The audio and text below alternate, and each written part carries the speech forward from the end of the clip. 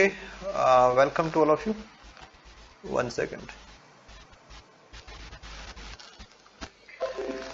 देखिए हमारा question discussion का जो सेक्शन चल रहा था उसी में हम आगे बढ़ेंगे और स्पेशली हम लोग यहाँ पे बातें कर रहे थे कि जो हमारे इकोलॉजी और इवोल्यूशन फील्ड के क्वेश्चन रहते हैं उसमें उसमें भी और काफी और जगह पे भी ग्राफ हैं, डायग्राम्स हैं, टेबल्स हैं, ऐसा फॉर्मेट रहता है। तो उनके साथ में हमारा जो लेवल है वो काफी अच्छा रहना चाहिए और थोड़ा सा वर्क करते ही ये काफी फ्रूटफुल हो जाते हैं। बहुत अच्छा स्कोरिंग हमारा यहाँ से रह सकता है। तो कुछ क्वेश्चन हमने लास्ट कल की क्लास में डिस्कस कर लेते, बाकी को हम अभी यहाँ पे डिस्कशन में लेते हैं। ओके, तो आई थिंक कल तक के हमारे जो क्वेश्चन थे उनमें तो कोई दिक्कत नहीं होनी चाहिए, ठीक है ना। तो हम आगे प्रोसीड करते हैं। क्वेश्चन नंबर 21 से हम बात करते हैं। ओके, तो देखिए ये जो क्वेश्चन है दिस इज फ्रॉम, आपको यहाँ पे सिम्पसन इंडेक्स निकालनी है ना। हमने सिम्पसन इंडेक्स पे भी क्लासेस में डिस्कस किया था कि हम कैसे कैलकुलेट करते हैं। शैनन्स जो डाइवर्सिटी इंडेक्स है वो भी हम कैसे कैलकुलेट करते हैं। वो दोनों चीजें बार बार CSIR पूछता है, तो हमें इनके बारे में पता होना चाहिए। इंफॉर्मेशन हमें यहाँ पे दी हुई थी कि number of individuals 5 tree species हैं हमारे पास। तो ये 5 स्पीसीज हमें दे रखी हैं और उनके इंडिविजुअल आपको यहाँ पे टेबल में इंफॉर्मेशन के रूप में प्रोवाइडेड है। तो हमें तो केवल इतना सा था कि सिम्पसन डाइवर्सिटी इंडेक्स की वैल्यू क्या आएगी वो कैलकुलेट करना था। तो देखिए जब बात आती है सिम्पसन डाइवर्सिटी इंडेक्स को कैलकुलेट करने की, तो हमें बस इसका जो फॉर्मूला है वो पता होना चाहिए। तो वन थिंग कि इसको हम d से रिप्रेजेंट करते हैं। तो d इज इक्वल टू होता है समेशन, और जो भी नंबर होता है उसको हम टोटल नंबर से डिवाइड करते हैं और उसका होल स्क्वायर निकालते हैं। तो इसको आप सिंपली यूज कर सकते हो, ठीक है। दूसरा जो इक्वेशन होता है वो हमारे पास दूसरा पैटर्न भी होता है कि हम इसको समेशन n इंटू n-1 और डिवाइडेड बाय कैपिटल N जो टोटल नंबर होता है और n-1। तो थोड़ा सा कॉम्प्लिकेट हो जाएगा। अगर हम यहाँ पे काम करेंगे तो थोड़ा सा कॉम्प्लिकेट हो जाएगा। तो बेटर है कि हम इस पहले वाले फॉर्मेट को यूज करें, तो हम इससे हमारा कैलकुलेशन कर सकते हैं। देखो सबसे पहला जो काम होता है कि जब हमें पता होता है कि हमारा ये एक प्रकार का टोटल आना है और किसी भी स्पीसीज का नंबर कितना है वो n है, टोटल नंबर कितना होता है वो आप यहाँ पे कैलकुलेट कर लेंगे, तो ये टोटल नंबर आ जाएगा हमारे पास। ऑलमोस्ट क्वेश्चंस में जो नंबर है वो इस प्रकार से मिलता है कि हमें कैलकुलेट बहुत आराम से हो जाएगा। तो दिस इज वैल्यू 100, ये आपके पास यहाँ पे टोटल नंबर आ चुका है। अगला जो काम करना था कि आपको n बाई n निकालना था ना, ये वाला काम, small n divided by capital N। तो जैसे हम यहाँ पे 50, ये स्मॉल n की वैल्यूज हैं और कैपिटल N आपने यहाँ पे 100 निकाल लिया। और जैसे स्मॉल n को जब आप कैपिटल N से डिवाइड करें यहाँ के लिए, तो ये वैल्यू आ जाएगी 0.5, ये आ जाएगी 0.2, ये भी आ जाएगी 0.2, ये आ जाएगी 0.05 और ये भी आ जाएगी 0.05। तो ये तो आपने n ओवर n की वैल्यू निकाल दी। और अगला जो काम होता है वो इसका स्क्वायर करना है, ठीक है। तो इसका स्क्वायर करेंगे तो आप इसकी वैल्यू को यहाँ लिख सकते हैं कि चलो ठीक है हम यहाँ पे लेते हैं। तो 0.5 का जो स्क्वायर आएगा वो आ जाएगा 0.25 और यहाँ पे वैल्यू आ जाएगी 0.04, ये भी 0.04, यहाँ पे आएगा 0.0025 और ये भी हो जाएगी 0.0025। आपको इन सब का स्क्वायर करना है। अगले स्टेप में हम क्या करते हैं, इनका स्क्वायर करना है और लास्ट में हम उन सारी वैल्यूज को जोड़ देंगे। तो यहाँ आपको इनका समेशन कर देना है। तो ये जो वैल्यूज आएंगी यहाँ पे आप 00 यूज कर सकते हैं ताकि सारे यूनिफॉर्मेट हो जाएंगे। और ये वैल्यू हमारे पास आएगी 0.3350। ओके, तो हम इसको अब मैच कर सकते हैं कि हमारी जो वैल्यू दे रखी है दिस इज 0.3350। तो ये ऑप्शन नंबर 2 में हमारे पास दिया हुआ है। मेंस केवल दो ही चीजें आपको पता होनी चाहिए कि व्हाट इज द फॉर्मूला, और आपको ज्यादा काम करने की जरूरत नहीं है। देखिए नंबर दिया हुआ होता है और टोटल नंबर आप कैलकुलेट कर लीजिए, और फिर n बाई एन की वैल्यू कितनी आती है उसको आप यहाँ पे नॉर्मली देख सकते हैं कि 50 का मतलब ये 100 का 0.5 हो गया है, ये 20 था तो 0.2 हो गया है, ये भी 20 था और ये 0.05 है और ये भी 0.05 है। अगली स्टेप में आपको स्क्वायर करना होता है, देन आपने यहाँ पे उनके स्क्वायर ले लिए थे और लास्ट स्टेप में उनको ऐड करना होता है, तो आपने उनको सबमिट कर दिया, तो आपके पास डायरेक्टली इसका आंसर होगा। एक छोटी सी कैलकुलेशन के बाद में आ सकता है।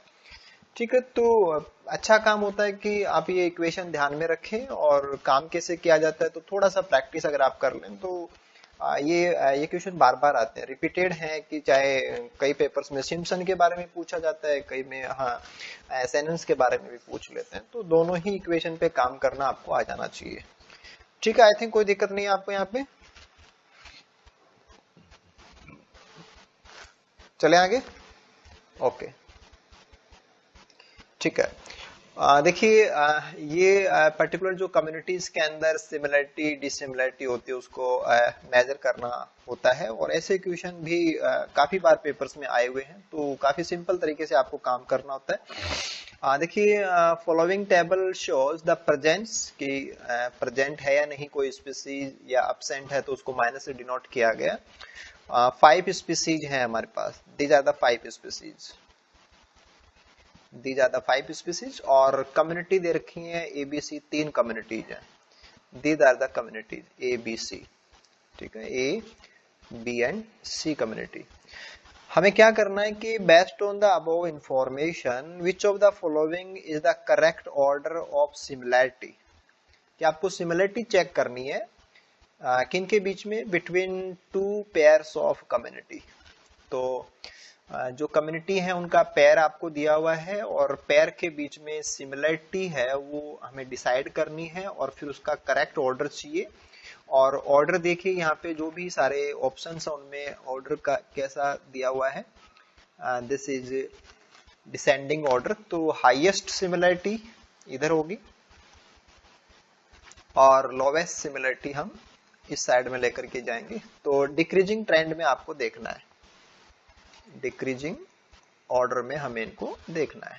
ठीक है, केवल एक ही चीज आपको ध्यान में रखनी होती है कि सिमिलरिटी का हम मीन क्या निकालें या सिमिलरिटी को हम कैसे देखें। जैसे मान लीजिए कि आपने कम्युनिटी ए को कम्युनिटी बी से कंपेयर किया, तो अगर कोई स्पीसीज एक्स दोनों में प्रेजेंट है तो ये सिमिलरिटी है, अगर कोई स्पीसीज दोनों में ही एब्सेंट है तो ये भी सिमिलरिटी है। यानी कि एनी स्पीसीज अगर दोनों कम्युनिटीज में प्रेजेंट है तो इसको लेकर के भी वो दोनों सेम हो गई कि दोनों में ही पाई जाती है। अगर कोई स्पीसीज एब्सेंट है दोनों में ही तो ये भी सिमिलर पॉइंट हो जाएगा। तो अगर जो भी हम ग्रुप बनाए, अगर ग्रुप के दोनों मेंबर्स में या दोनों कम्युनिटीज में कोई स्पीसीज प्रेजेंट है तो वो भी सिमिलरिटी होगी, और एब्सेंट है तो भी सिमिलरिटी में काउंट की जाएगी। अब आप यहाँ पे कैलकुलेट कर सकते हैं। देखिए यहाँ पे देखो ए और बी में जो सिमिलरिटी है वो सबसे ज्यादा होनी चाहिए। तो ए में देखिए कि स्पीसीज वाइज देखना है, स्पीसीज A1 भी पाई जाती है, 2 भी पाई जाती है, स्पीसीज 2 भी दोनों में पाई जाती है, स्पीसीज थर्ड दोनों में एब्सेंट है तो ये भी सिमिलरिटी है, स्पीसीज फोर्थ एक में पाई जाती है एक में नहीं पाई जाती तो यहाँ पे डिफरेंस है, और स्पीसीज 5 दोनों में एब्सेंट है तो ये भी सिमिलरिटी है। तो टोटल आपने 5 स्पीसीज ले रखी हैं। ए और बी को जब आपने कंपेयर किया तो उनके पॉइंट कितने आ रहे हैं, 4 जगह पे सिमिलरिटी है आउट ऑफ 5 स्पीसीज। ठीक है, अगर हम बी और सी को देखें तो ओके, हम बी एंड सी को कंपेयर करते हैं। तो बी एंड सी को आप कंपेयर करेंगे तो देखिए यहाँ पे भी स्पीसीज प्रेजेंट है, यहाँ पर भी प्रेजेंट है, यहाँ पे प्रेजेंट तो है लेकिन यहाँ पे एब्सेंट है तो ये डिसिमिलरिटी में चला जाएगा। यहाँ पे हमारी स्पीसीज एब्सेंट है लेकिन यहाँ पे प्रेजेंट है तो फिर ये डिसिमिलरिटी में चला जाएगा। यहाँ दोनों में ही स्पीसीज एब्सेंट है तो ये सिमिलरिटी में चला जाएगा। और यहाँ ये प्रेजेंट है लेकिन यहाँ सॉरी एब्सेंट है, लेकिन सी के अंदर ये प्रेजेंट है, तो ये डिसिमिलरिटी में चला जाएगा। तो ओनली 1 एंड 2। तो बी एंड सी को अगर हम कंपेयर करें, तो बी एंड सी को कंपेयर करें तो दो जगह पे वो सिमिलरिटी दे रही हैं, और बाकी टोटल 5 में से केवल वो 2 पॉइंट के ऊपर सिमिलरिटी दे रही है, 3 जगह पे वो डिसिमिलरिटी दे रही है। ऐसे ही हम नेक्स्ट वाला कर सकते हैं कि ए एंड सी को कंपेयर करना है। ए एंड सी को कंपेयर करना है तो आप देखिए कि यहाँ पे स्पीसीज प्रेजेंट है और यहाँ पर भी प्रेजेंट है, तो ये 1 पॉइंट हो गया। दोनों यहाँ देखिए, यहाँ प्रेजेंट था लेकिन यहाँ अब्सेंट है, तो ये काउंट नहीं करेंगे। यहाँ पे देखिए अब्सेंट है लेकिन यहाँ प्रेजेंट है, तो ये भी काउंट नहीं करेंगे ए और सी के लिए। और यहाँ भी ये प्रेजेंट था बट सी में अब्सेंट है, तो ये भी काउंट नहीं होगा। और यहाँ ये 5वीं स्पीसीज कम्युनिटी ए में अब्सेंट है लेकिन सी में प्रेजेंट है, तो ये भी डिसिमिलरिटी है। तो अगर आपने ए एंड सी को कंपेयर किया तो केवल एक जगह पे वो मैच करते हैं, तो 1/5 है। तो डिक्रीजिंग ऑर्डर चाहिए था आपको, तो डिक्रीजिंग का मतलब हाईएस्ट सिमिलरिटी यहाँ पे है, उससे कम सिमिलरिटी यहाँ पे है, उससे कम सिमिलरिटी यहाँ पे है। तो 4 वाला सबसे स्ट्रॉन्ग सिमिलरिटी वाला पेयर हो जाएगा, 2 वाला उससे कमजोर है और 1 वाला सबसे कमजोर है।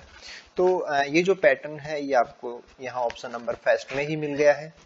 और बाकी को आप कंपेयर करके देख सकते हैं कि ए एंड बी का जो वैल्यू था वो 4 है, और ए एंड सी का 1 ही आया था और बी एंड सी का 2 आया था, तो ऑर्डर गलत हो जाएगा ना, डिक्रीजिंग ऑर्डर नहीं होगा। तो बाकी जगह पे देखिए यहाँ बी एंड सी ये सबसे ज्यादा है ही नहीं, ये तो केवल 2 थे।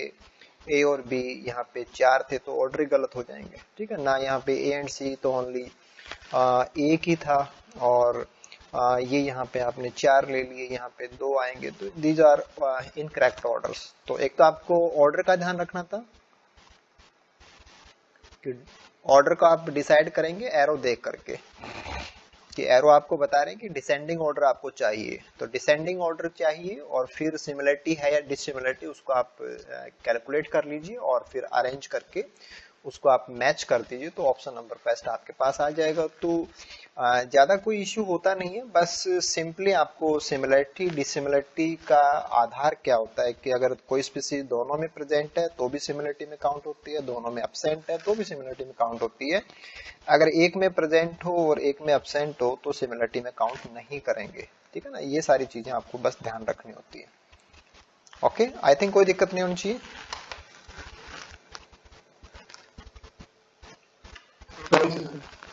ओके, ठीक है। और अब हम बात करते हैं अगले क्वेश्चन की।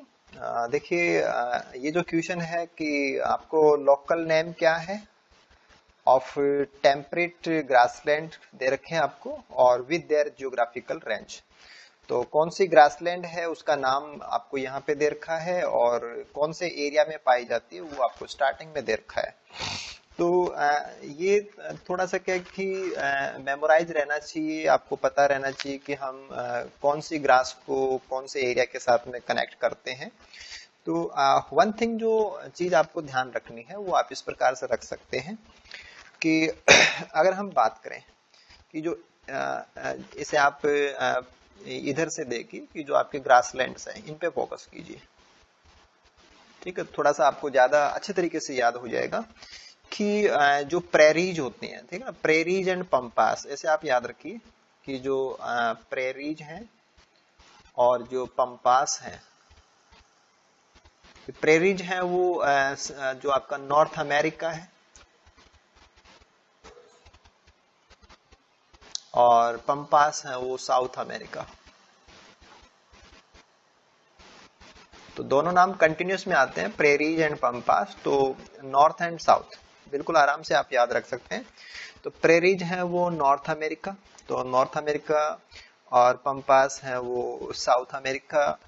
और फिर आपको अलग से ध्यान रखने ला है कि जो स्टेपीज हैं ये एशिया में पाए जाने वाले ग्रासलैंड्स के लिए है, और जो वेल्ड है this is for south Africa, this is for south Africa. तो बस आपको थोड़ा सा आइडिया हो तो आप ये कर सकते हैं। तो देखिए जो करेक्ट कॉम्बिनेशन है ये ऑप्शन नंबर 2 में आपको मिल जाएगा कि फेस्ट एशिया के अंदर स्टेपीज हैं तो सी आएगा, नॉर्थ अमेरिका के अंदर प्रेरीज हैं तो बी आएगा, साउथ अमेरिका में पंपास है तो ए आएगा, और यहाँ पे डी आएगा। तो सी बी ए डी चाहिए, तो सी बी ए डी आपको ऑप्शन नंबर 2 में मिल जाएगा। तो करेक्ट आंसर क्या रहेगा? Option number 2।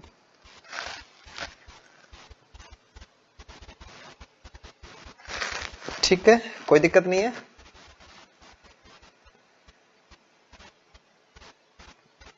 करेक्ट है ना?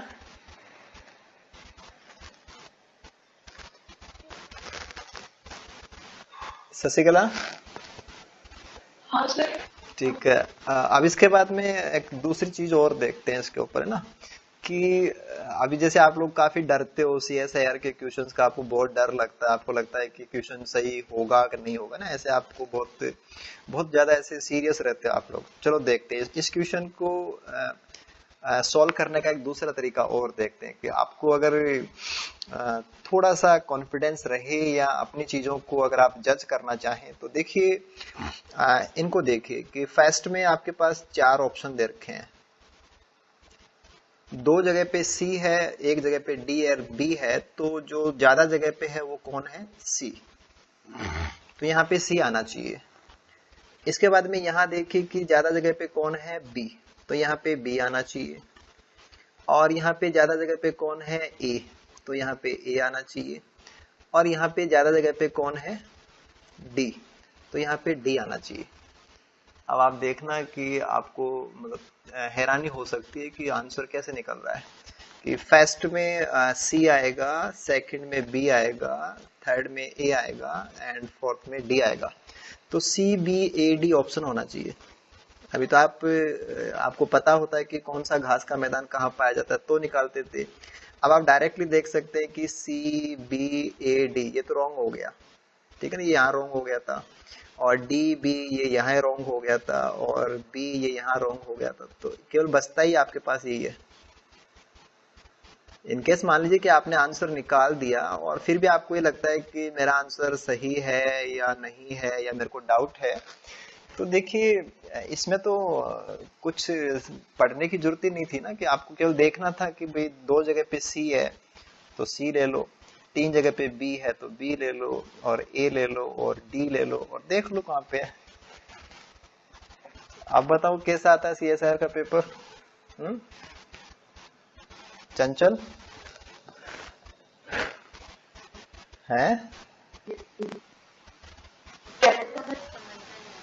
नहीं, समझने की कहाँ जरूरत थी। अगर आपको यकीन ना हो तो किसी दूसरे क्वेश्चन में और करके देख लेंगे ऐसे ही, फिर आपको लगेगा कि सच में ऐसे होता है।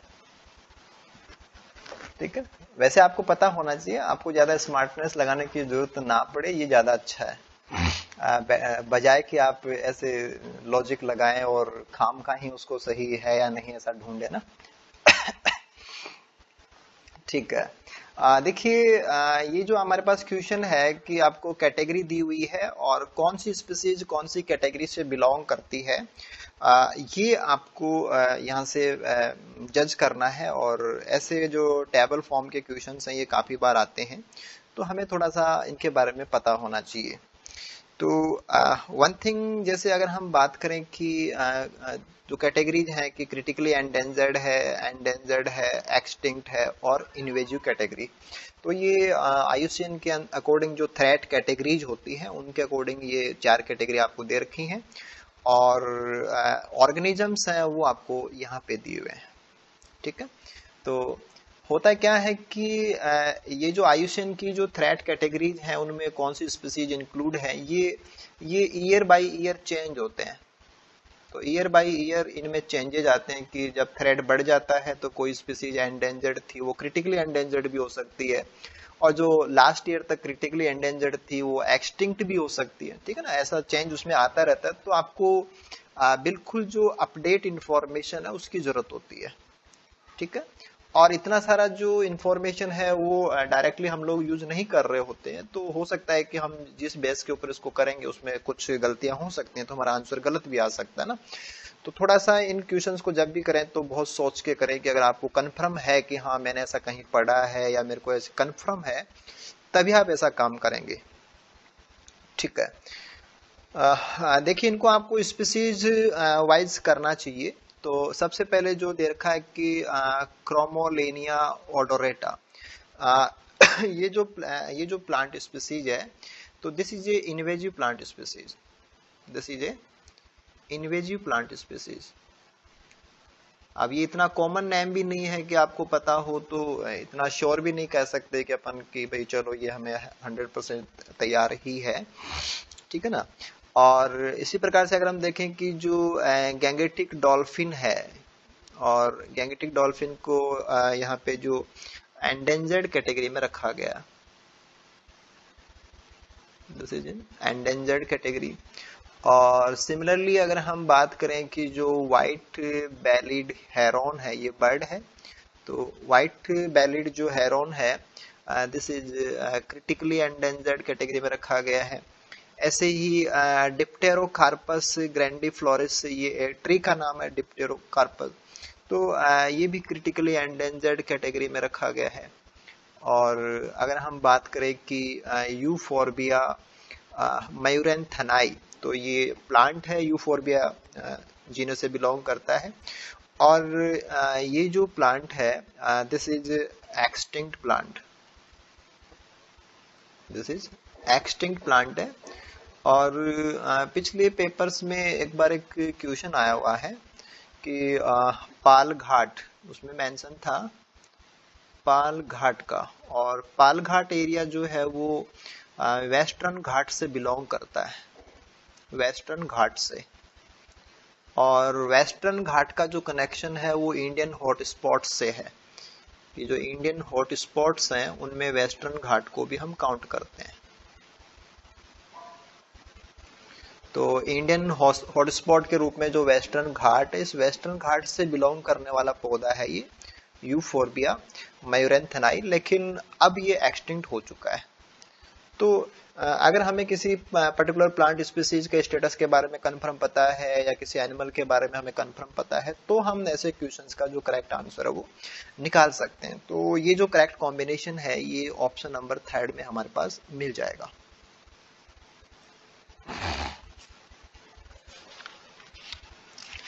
शशिकला, इसको भी करने की जरूरत है कि स्मार्टनेस के साथ में?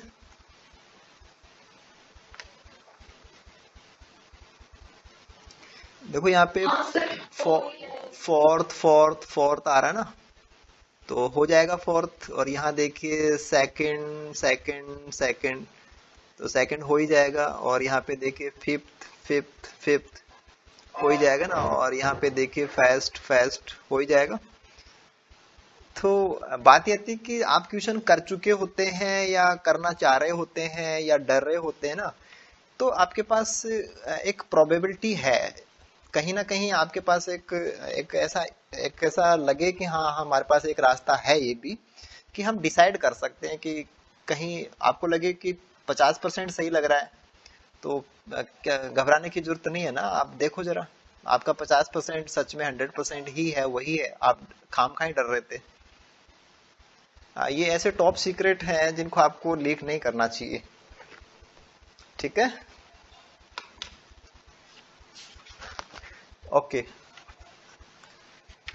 बट इसके एक्सेप्शन आ जाएंगे आगे, देखना इसके एक्सेप्शन भी आएंगे ना, तो इसलिए हर कहीं पे अप्लाई नहीं करेंगे हम इनको। जहां हमें लगे कि हमें मार्क्स चाहिए और हमारा 60% 70% 80% काम है वो हमने कर दिया है, फिर हमें शंका हो रही है, तो हम ऐसे काम कर सकते हैं। देखो ये क्वेश्चन हमने ऑनलाइन वाले क्वेश्चंस में भी रखा था, केवल रेयर फैक्शन और एक्यूमुलेशन कार्य को लेकर के ये क्वेश्चन था।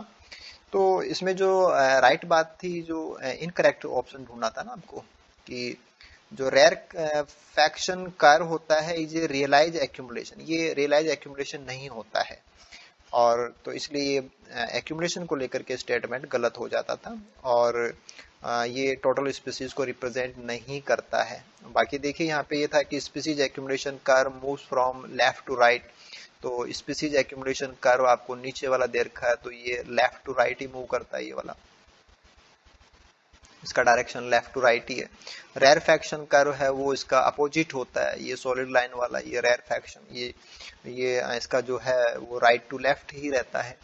तो ये चीजें हमने डिस्कस कर ली थी, फिर भी आप इनको देख सकते हैं। Accumulation curve represent total number, ठीक है, और रेयरफैक्शन कर्व है वो रिप्रेजेंट करता है मीन नंबर का, कि आपने जितने भी रिपीटेड सैम्पलिंग किए हैं उनके सारे डाटा का जो मीन होता है वो यहाँ पे रिप्रेजेंट किया जाता है। तो कुछ एक्स्ट्रा बातें भी हैं जिनको आप ऐड कर सकते हैं, और बार बार जब क्वेश्चन को कर लेते हैं तो वो चीजें आपकी क्लियर भी हो जाती हैं, ठीक है ना। आई थिंक कोई दिक्कत नहीं होनी चाहिए।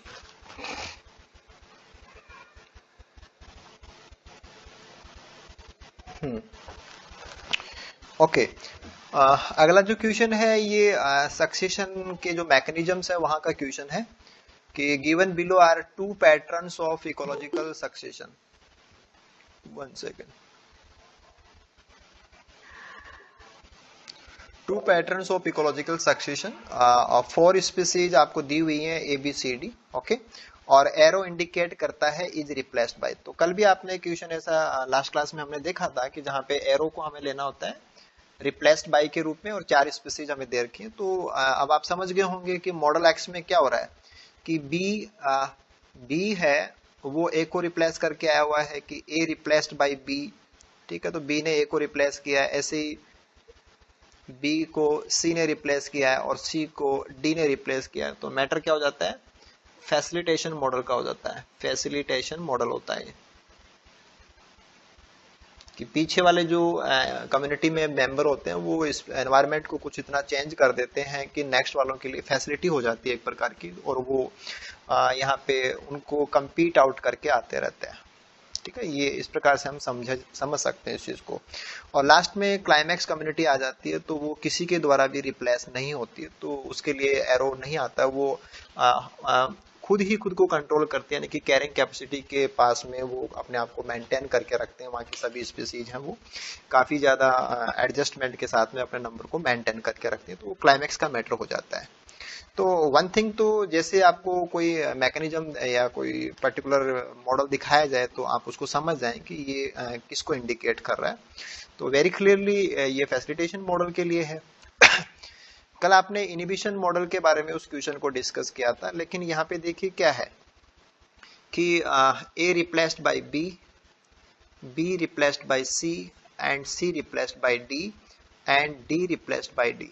तो इतना तो पार्ट है वो तो फैसिलिटेशन जैसा ही है, ठीक है, ये तो फैसिलिटेशन जैसा ही है। बट इसके साथ में और क्या दिया हुआ है कि किसी और को रिप्लेस करके भी बी आ सकता है डायरेक्टली, किसी और को रिप्लेस करके डायरेक्टली सी यहाँ डायरेक्टली भी आ सकता है, और सी डायरेक्टली ए को रिप्लेस करके भी आ सकता है, और सिमिलरली बी को डायरेक्टली रिप्लेस करके भी डी आ सकता है, और ए को डायरेक्टली रिप्लेस करके भी डी आ सकता है।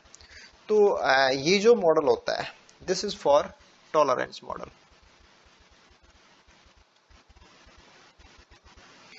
इनहिबिशन मॉडल के अंदर आपने ये एरो कल यूज किए थे, this is for inhibition model.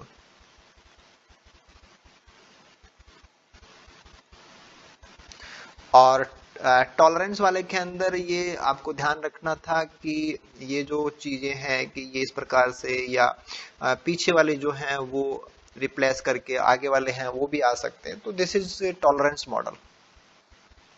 और फैसिलिटेशन मॉडल आप नॉर्मली यूज करते ही हैं। तो अब आपको यहाँ पे देखना था कि इकोलॉजिकल सक्सेशन के पॉइंट ऑफ व्यू से विच of the following statement is incorrect, तो गलत स्टेटमेंट आपको देखना था। तो देखिए मॉडल एक्स रिप्रेजेंट करता है फैसिलिटेशन को, सही बात है, एंड मॉडल वाई रिप्रेजेंट करता है टॉलरेंस मॉडल को, तो ये तो कंप्लीट सही है। Model x represent tolerance model, नहीं, ये टॉलरेंस का थोड़ी है, ये तो फैसिलिटेशन का है, तो ये गलत हो जाएगा, ठीक है। As per model Y, as per model Y, इसके अकॉर्डिंग आपको सोचना है। As per model Y, Y can out compete B, y can out compete b, y sorry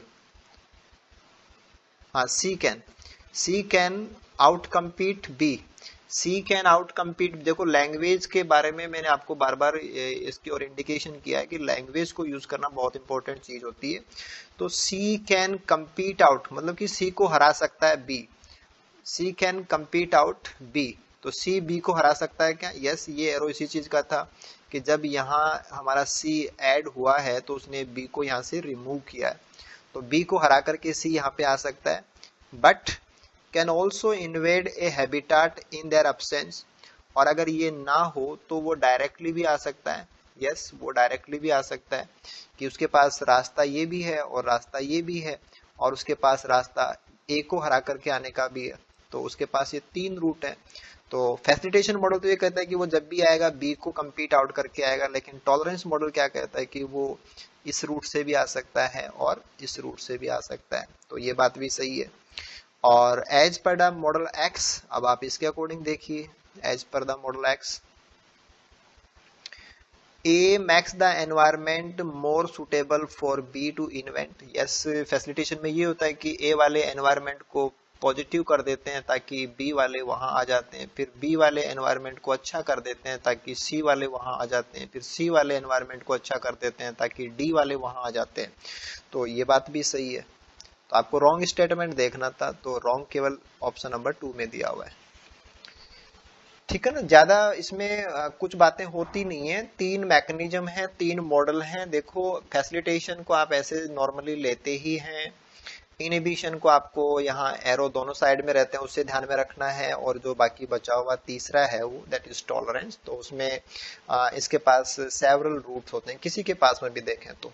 ठीक है ना, आप इस प्रकार से इनको ध्यान रख सकते हैं। और पिछले 1-2 सालों के अंदर बार बार इससे क्वेश्चन आए हैं, तो थोड़ा जरूरी है कि आप इस चीजों को कवर करें ना, रिपीट हो रहा है पैटर्न ये।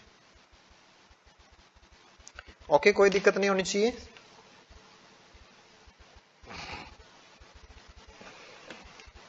ठीक है, ओके, नेक्स्ट क्वेश्चन की बात करते हैं। तो ये भी काफी सिंपल सा लेवल होता है कि हम ऐसी चीजों को बहुत जब हम पॉपुलेशन इकोलॉजी पढ़ते हैं तो बहुत सामान्य तरीके से ये चीज हम क्लियर करते हैं वहां पे। तो given below are the population pyramids आपको दिए हुए हैं, एज स्ट्रक्चर पिरामिड जिनको हम कहते हैं। These are the age structure pyramid, age structure pyramid आपको दिए हुए हैं। और 3 डिफरेंट पॉपुलेशन है, पॉपुलेशन ए, पॉपुलेशन बी और पॉपुलेशन सी। ठीक है, और उनके बीच में आपको बताया गया है depicting the relationship between birth and death rate in each. ठीक है, तो देखिए साथ में हमें ये भी बताया गया है कि कौन से सेक्स वाले कितने हैं, तो मेल एंड फीमेल भी हमें दिखाए गए हैं।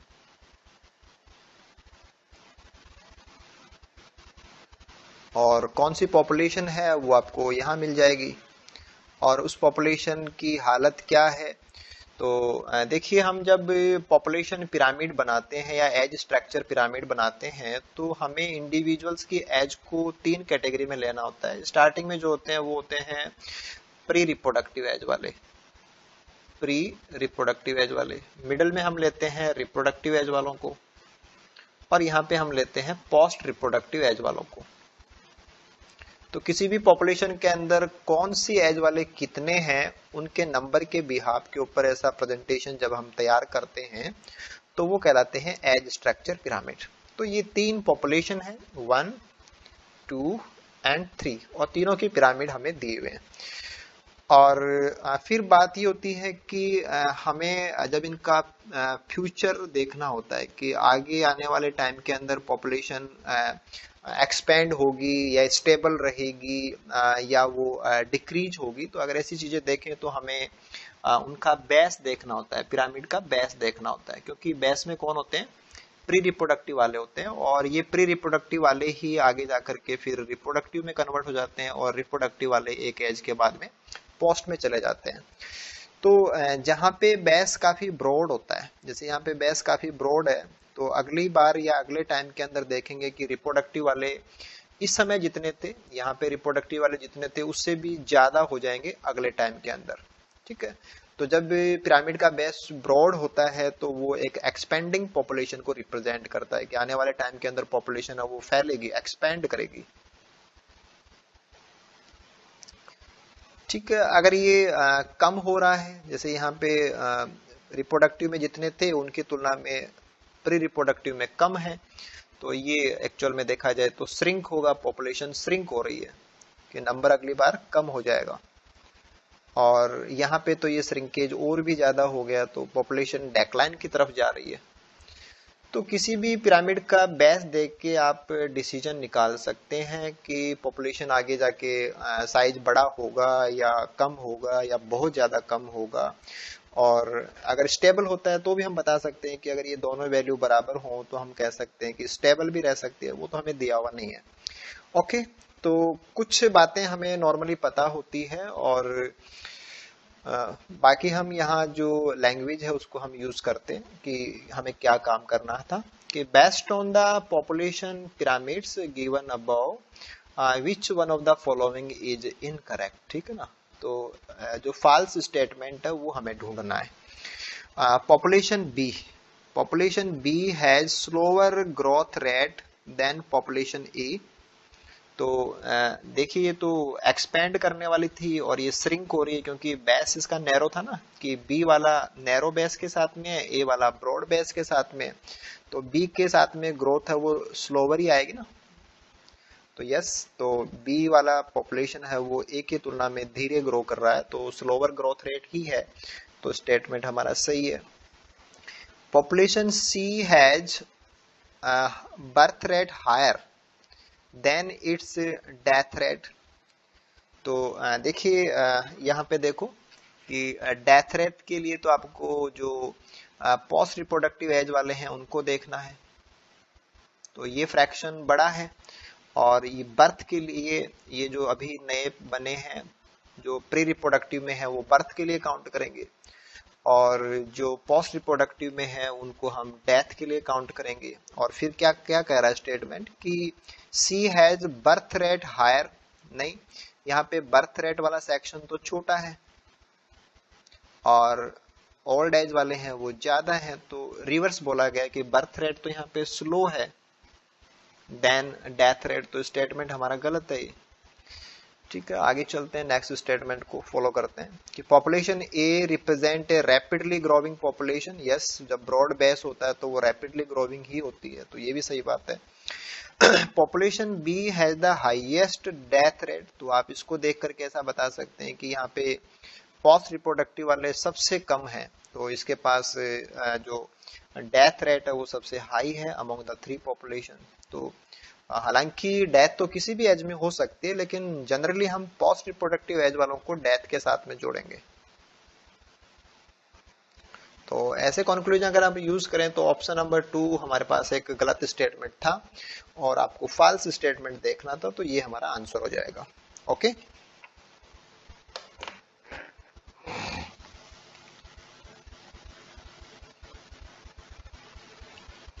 ठीक है। हाँ, एक सेकेंड। हाँ, बी की जो डेथ रेट आपने हाईएस्ट बताई है तीनों पॉपुलेशन में, तो उस समय पे आपको फोकस करना था ओनली बी के ऊपर, इस पार्ट पे फोकस करना है। और ये पार्ट सबसे नैरो किसके पास है? पॉपुलेशन बी के पास है, यानी कि ओल्ड एज वाले सबसे मैक्सिमम तो यहाँ पे हैं, सबसे मिनिमम यहाँ पे है और मीडियम नंबर यहाँ पे है। ठीक है ना?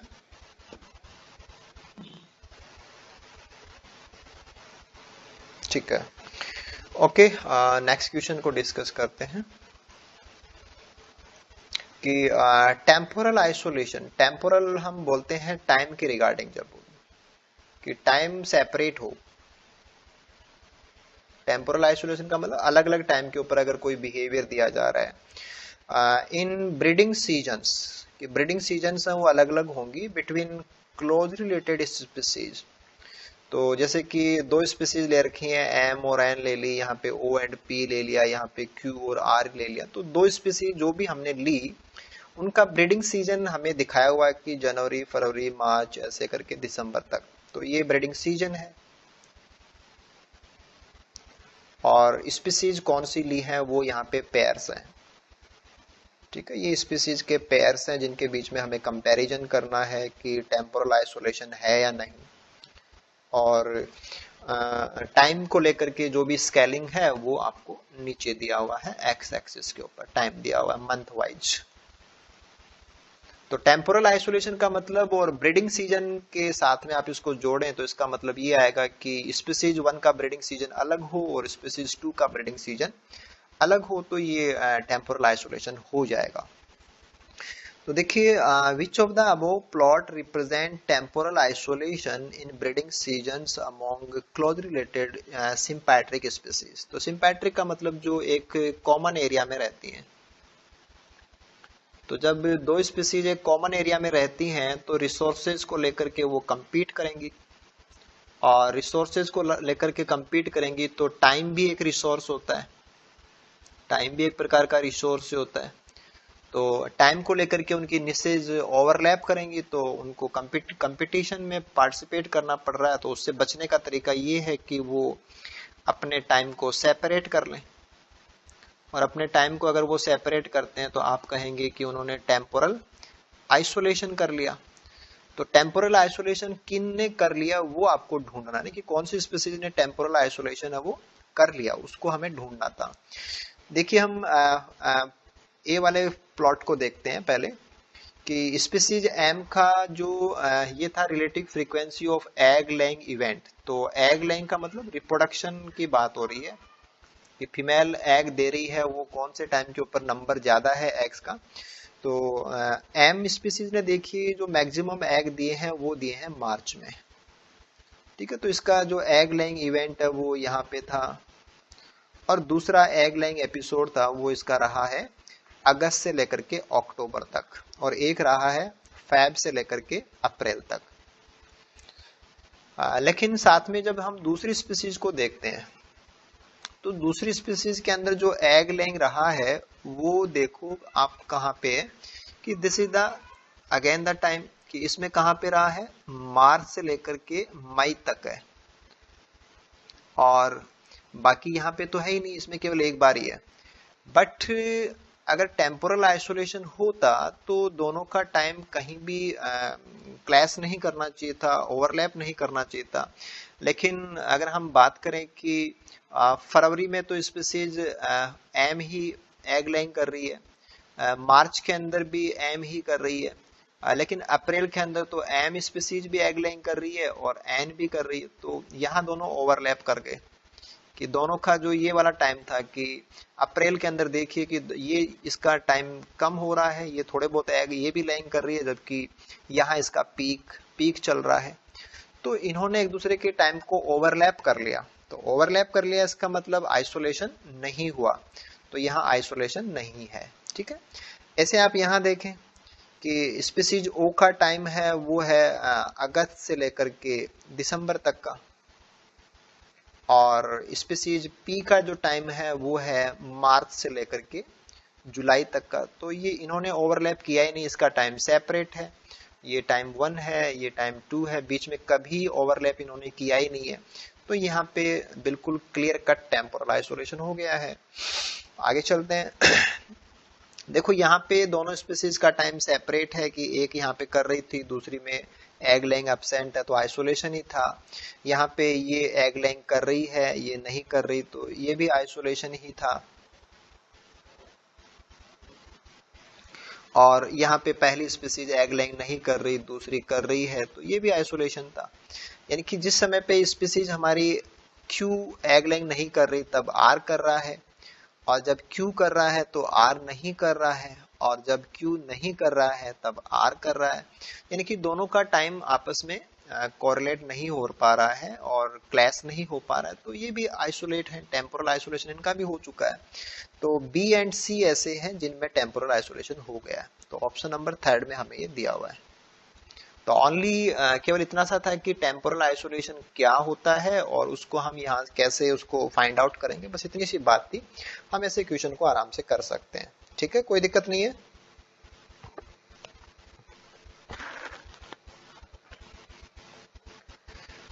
ओके ना,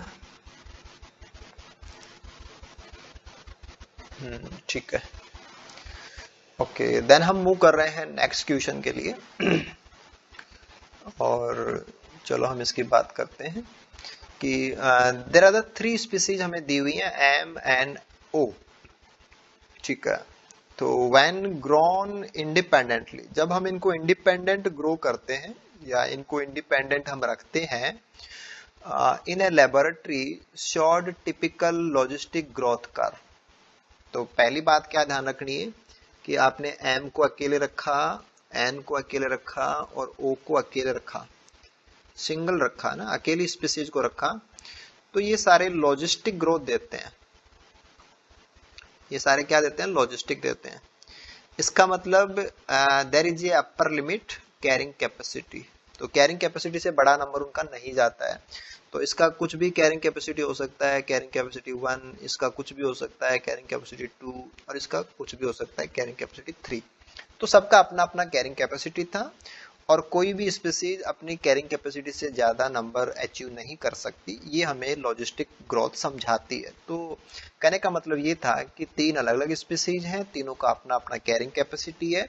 ठीक है, ये बात तो तब थी जब आपने उनको इंडिपेंडेंट ग्रो कराया। ओके, ठीक है।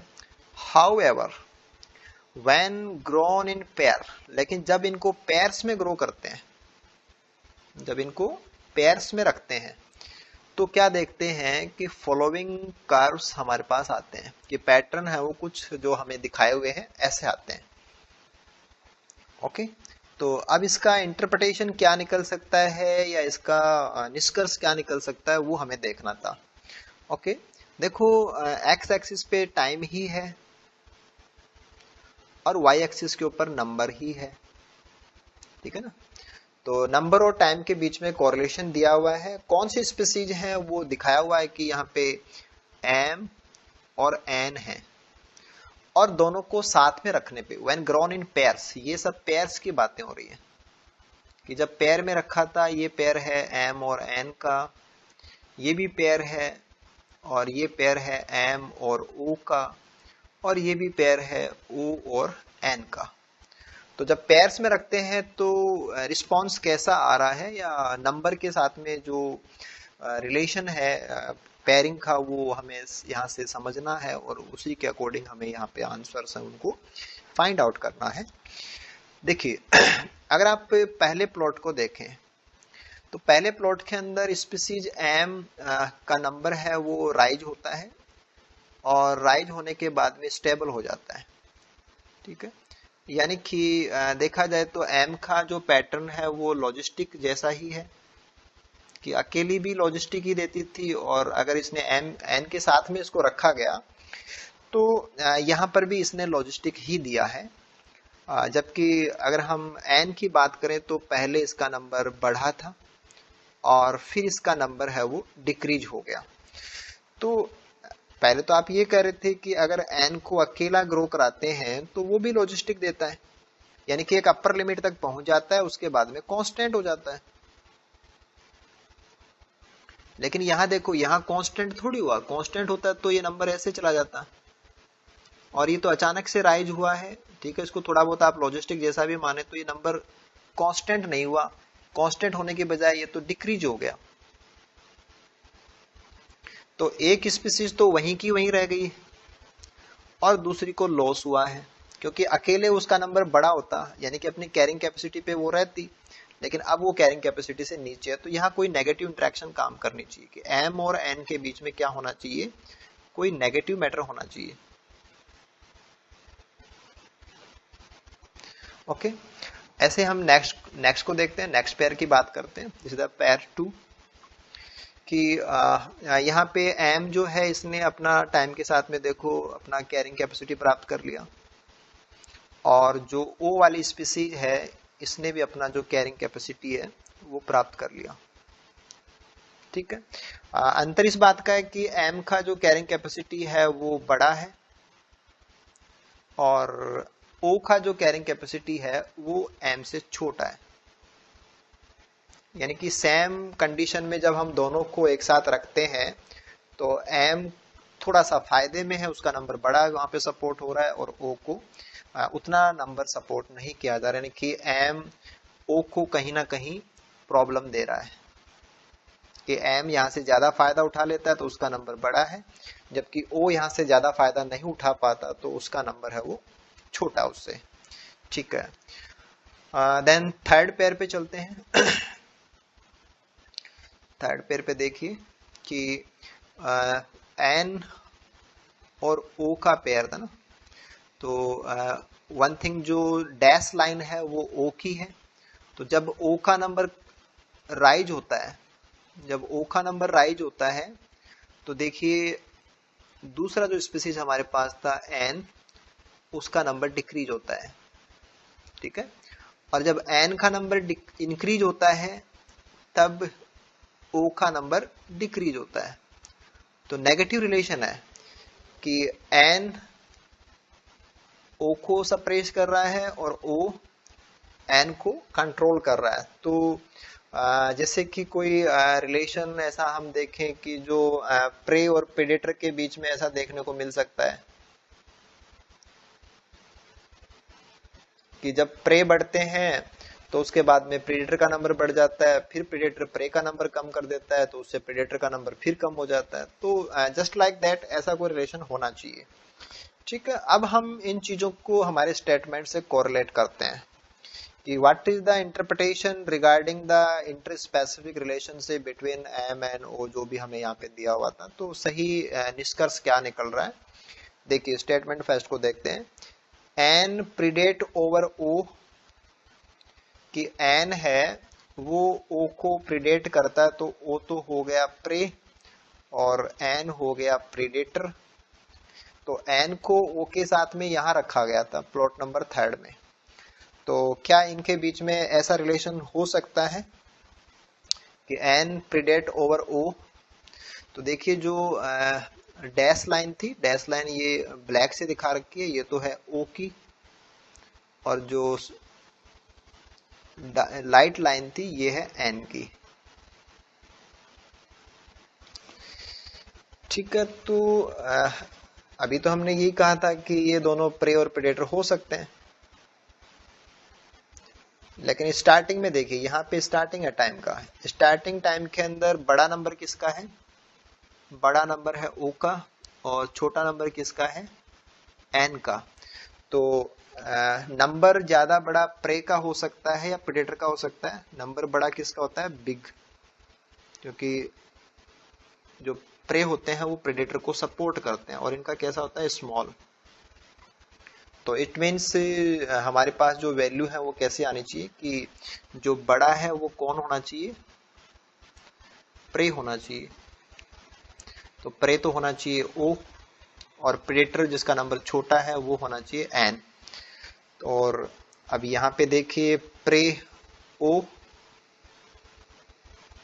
और प्रेडेटर एन, ये सही बात है, ठीक है ना, कि एन प्रीडेट्स ओवर ओ, यानी कि एन प्रेडेटर है और ओ प्रे है, और ये रिलेशन होना चाहिए। और क्या सच में यही है? तो आप इनके नंबर को कंपेयर करके देख लीजिए कि ओ का नंबर बड़ा है तो ओ प्रे ही होना चाहिए, और एन का नंबर छोटा है तो वो प्रेडेटर ही होना चाहिए। ठीक है, एंड यहां तक तो बात सही है ना। एंड देयरफॉर, और इसलिए, कैन ऑल्सो प्रीडेट ऑन एम। तो एक तो ये कहता है कि एन ओ को प्रीडेट करता है, ये बात तो सही है, और इसीलिए देयरफॉर कैन ऑल्सो ऐसा भी कर सकता है कि वो एम को भी खा सकता है।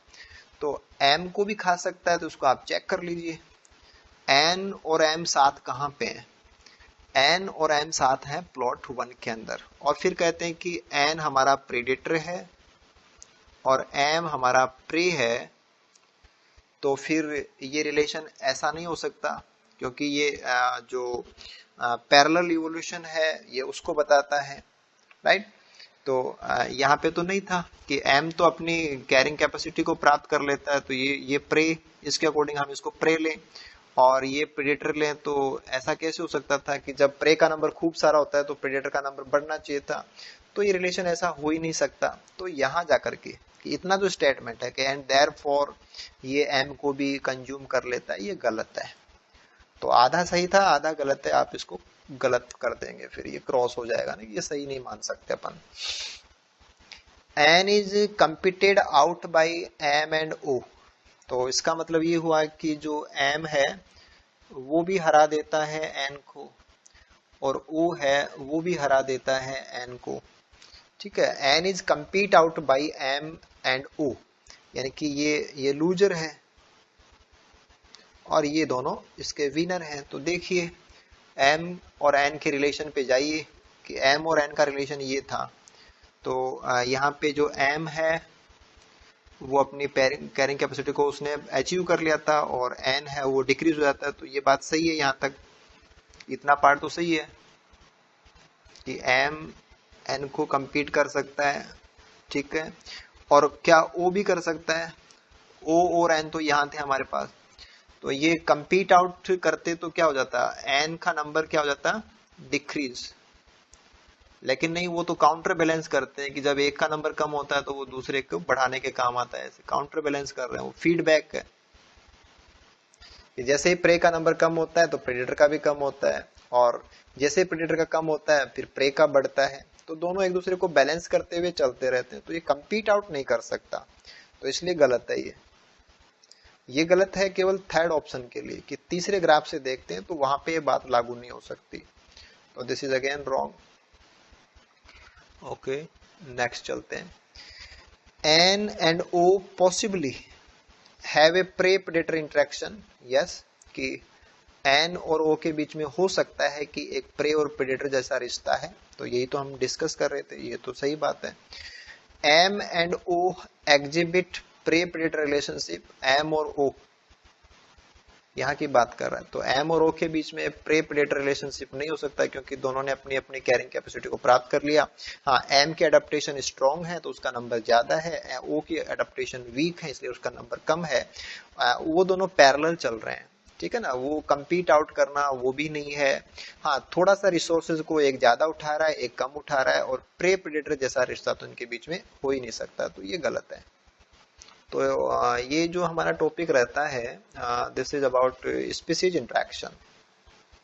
तो स्पीसीज इंटरेक्शन एक काफी इंटरेस्टिंग सेक्शन है, और ज्यादा कुछ होता भी नहीं है, केवल हमें कुछ रिलेशनशिप्स हैं उनके अंदर क्या इंटरेक्शन चलता है, उसका पैटर्न क्या होता है ये पता होना चाहिए। और देन आफ्टर अगर हम उनको ग्राफिकल प्रेजेंटेशन या उनके जो भी प्रेजेंटेशन रहते हैं पेपर्स में, उनको थोड़ा सा हम कैसे समझें, तो ये चीजें इतनी सरल रहती हैं कि आपको इनमें बहुत सारा कुछ मेमोराइज करना और बहुत सारा प्रैक्टिस करना इनकी जरूरत नहीं होती है। बस आप इसको सिंपली अप्लाई करना सीख जाएं तो ये काफी अच्छा है कि हमें यहाँ से काफी अच्छे मार्क्स आराम से मिल जाते हैं। ठीक है, कोई दिक्कत नहीं होनी चाहिए आपको। Okay,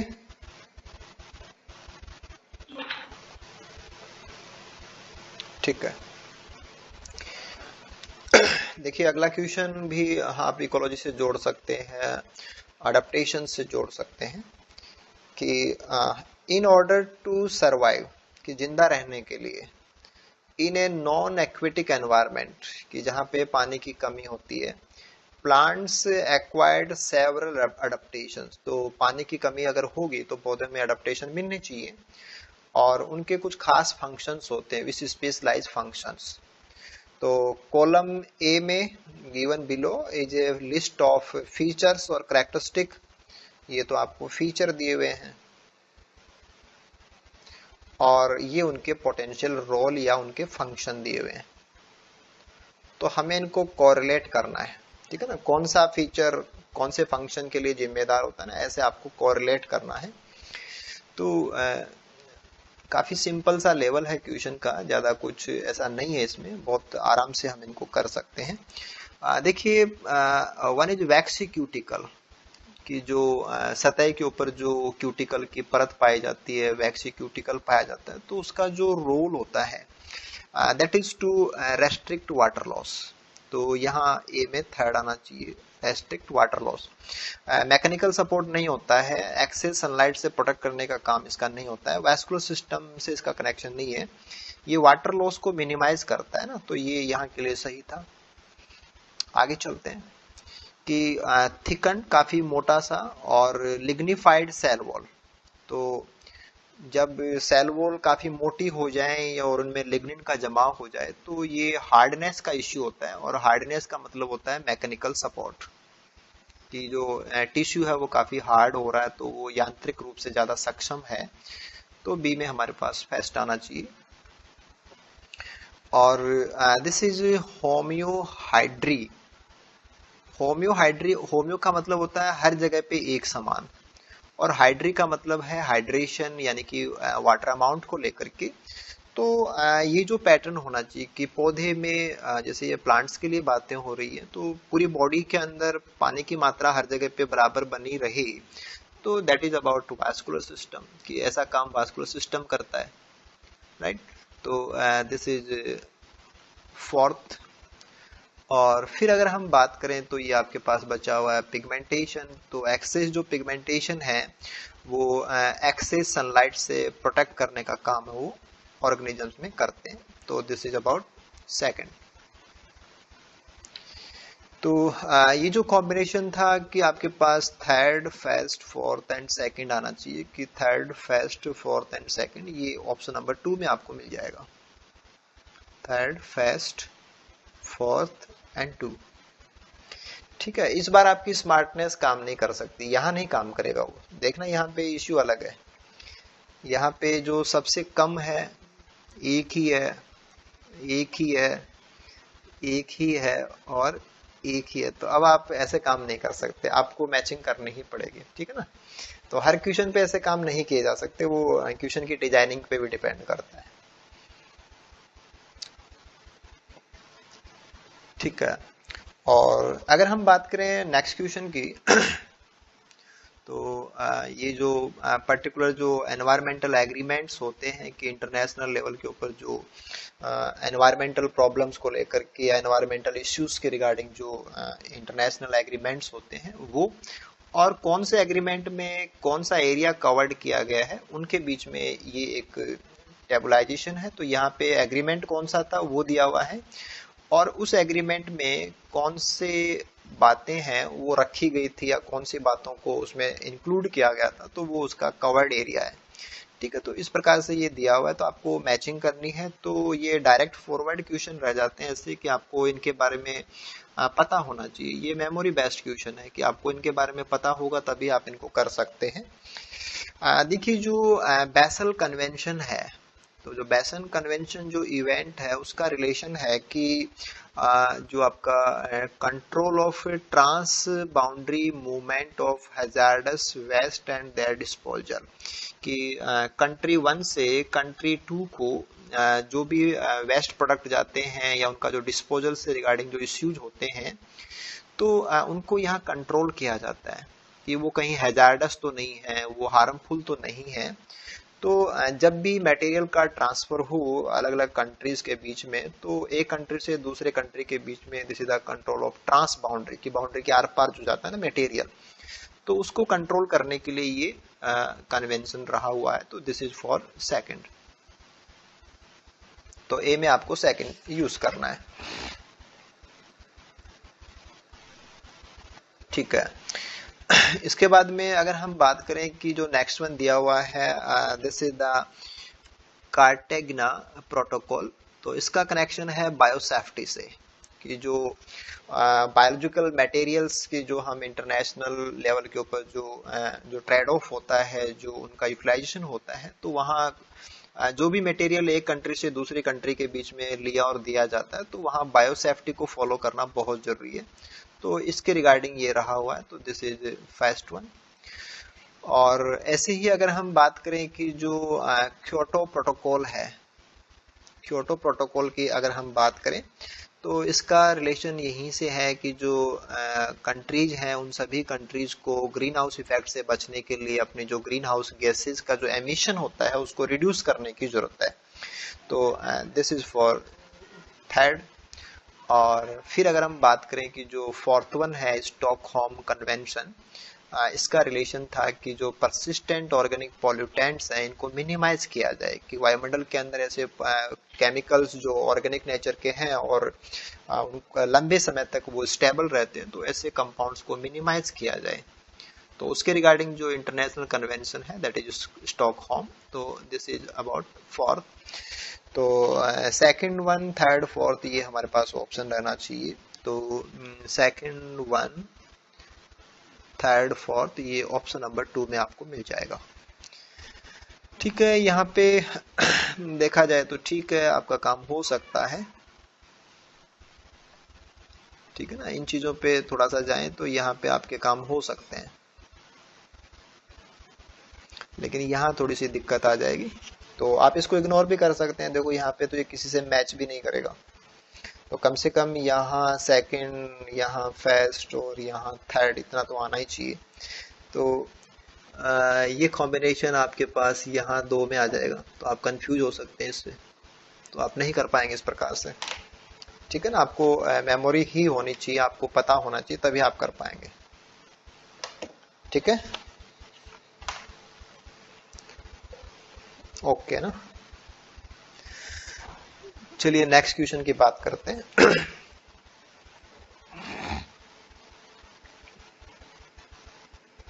this is the question number 32 कि जो फॉलोइंग फिगर आपको यहाँ पे दिया हुआ है इज ए रिस्क ग्राफ, कि हमें एक रिस्क ग्राफ दिया हुआ है कि कितना रिस्क है वो परसेंटेज के रूप में हमें यहाँ पे मिल जाएगा। That illustrates the percentage risk a species faces toward extinction. तो एक्सटिंक्शन को लेकर के कितना रिस्क है वो कोई स्पीसीज फेस कर रही है वो आपको यहाँ पे दिया हुआ है। तो जो ऑर्डर है उस ऑर्डर के अकॉर्डिंग देखें तो सबसे हाईएस्ट रिस्क है वो ए के पास है, और उससे जो कम रिस्क है वो बी के पास है। परसेंटेज आप नॉर्मली इसको देख करके डिसाइड कर सकते हैं, और उससे कम रिस्क है वो डी के पास है, और सबसे कम रिस्क है वो सी के पास है। तो डायग्राम को देख करके रिस्क का परसेंटेज हम निकाल सकते हैं और उसका सीरीज बना सकते हैं। तो हाईएस्ट से लोवेस्ट रिस्क को हमने यहाँ पे सीरीज में कन्वर्ट कर लिया है। और अब आप देखिए कि यहाँ पे जो दिया हुआ था कि the following are ranks assigned according to the IUCN red list category. तो IUCN के अकॉर्डिंग अब हमें कंक्लूजन करना है। IUCN के जो रेड लिस्ट कैटेगरीज है ना, थ्रेट की कैटेगरीज होते हैं, उनके अकॉर्डिंग आपको बताना है। तो हाईएस्ट थ्रेट वाली स्पीसीज के लिए हम क्या बोलते हैं, लोवेस्ट थ्रेट होने पे हम क्या बोलते हैं, तो वो हमारे कुछ टर्म्स हैं। जैसे क्रिटिकली एंडेंजर्ड है, नियर थ्रेटन्ड है, वल्नरेबल है, लिस्ट कंसर्न है। ठीक है, तो अगर आप इनको थोड़ा सा देखें तो क्रिटिकली एंडेंजर्ड ये हाईएस्ट रिस्क है। ठीक है, तो हाईएस्ट रिस्क वाली ये ए होनी चाहिए, दिस शुड बी स्पीसीज ए। और इसके बाद में जो वल्नरेबल है इसका नंबर आना चाहिए, तो दैट शुड बी बी। इसके बाद में जिसको अगर प्रोटेक्ट नहीं किया गया तो जल्दी ही खतरा आ जाएगा, दिस इज लिस्ट कंसर्न, तो ये होना चाहिए बी से कम खतरे वाला डी। और जिसके पास सबसे कम थ्रेट है वो होना चाहिए सी। तो ऑर्डर आपके पास इस प्रकार से आना चाहिए कि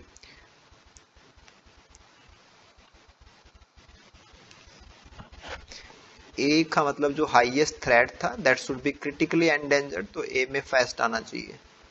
बी इससे कम था तो वो वल्नरेबल है, तो वल्नरेबल के लिए थर्ड आना चाहिए। और डी है वो नियर थ्रेट हो जाएगा, तो नियर थ्रेट के लिए सेकंड आना चाहिए, और लिस्ट कंसर्न के लिए 4 आना चाहिए। तो 1 3 2 4, तो 1 3 2 4,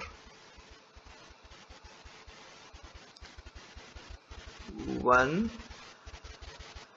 3, ये हमारे पास जो सी था C4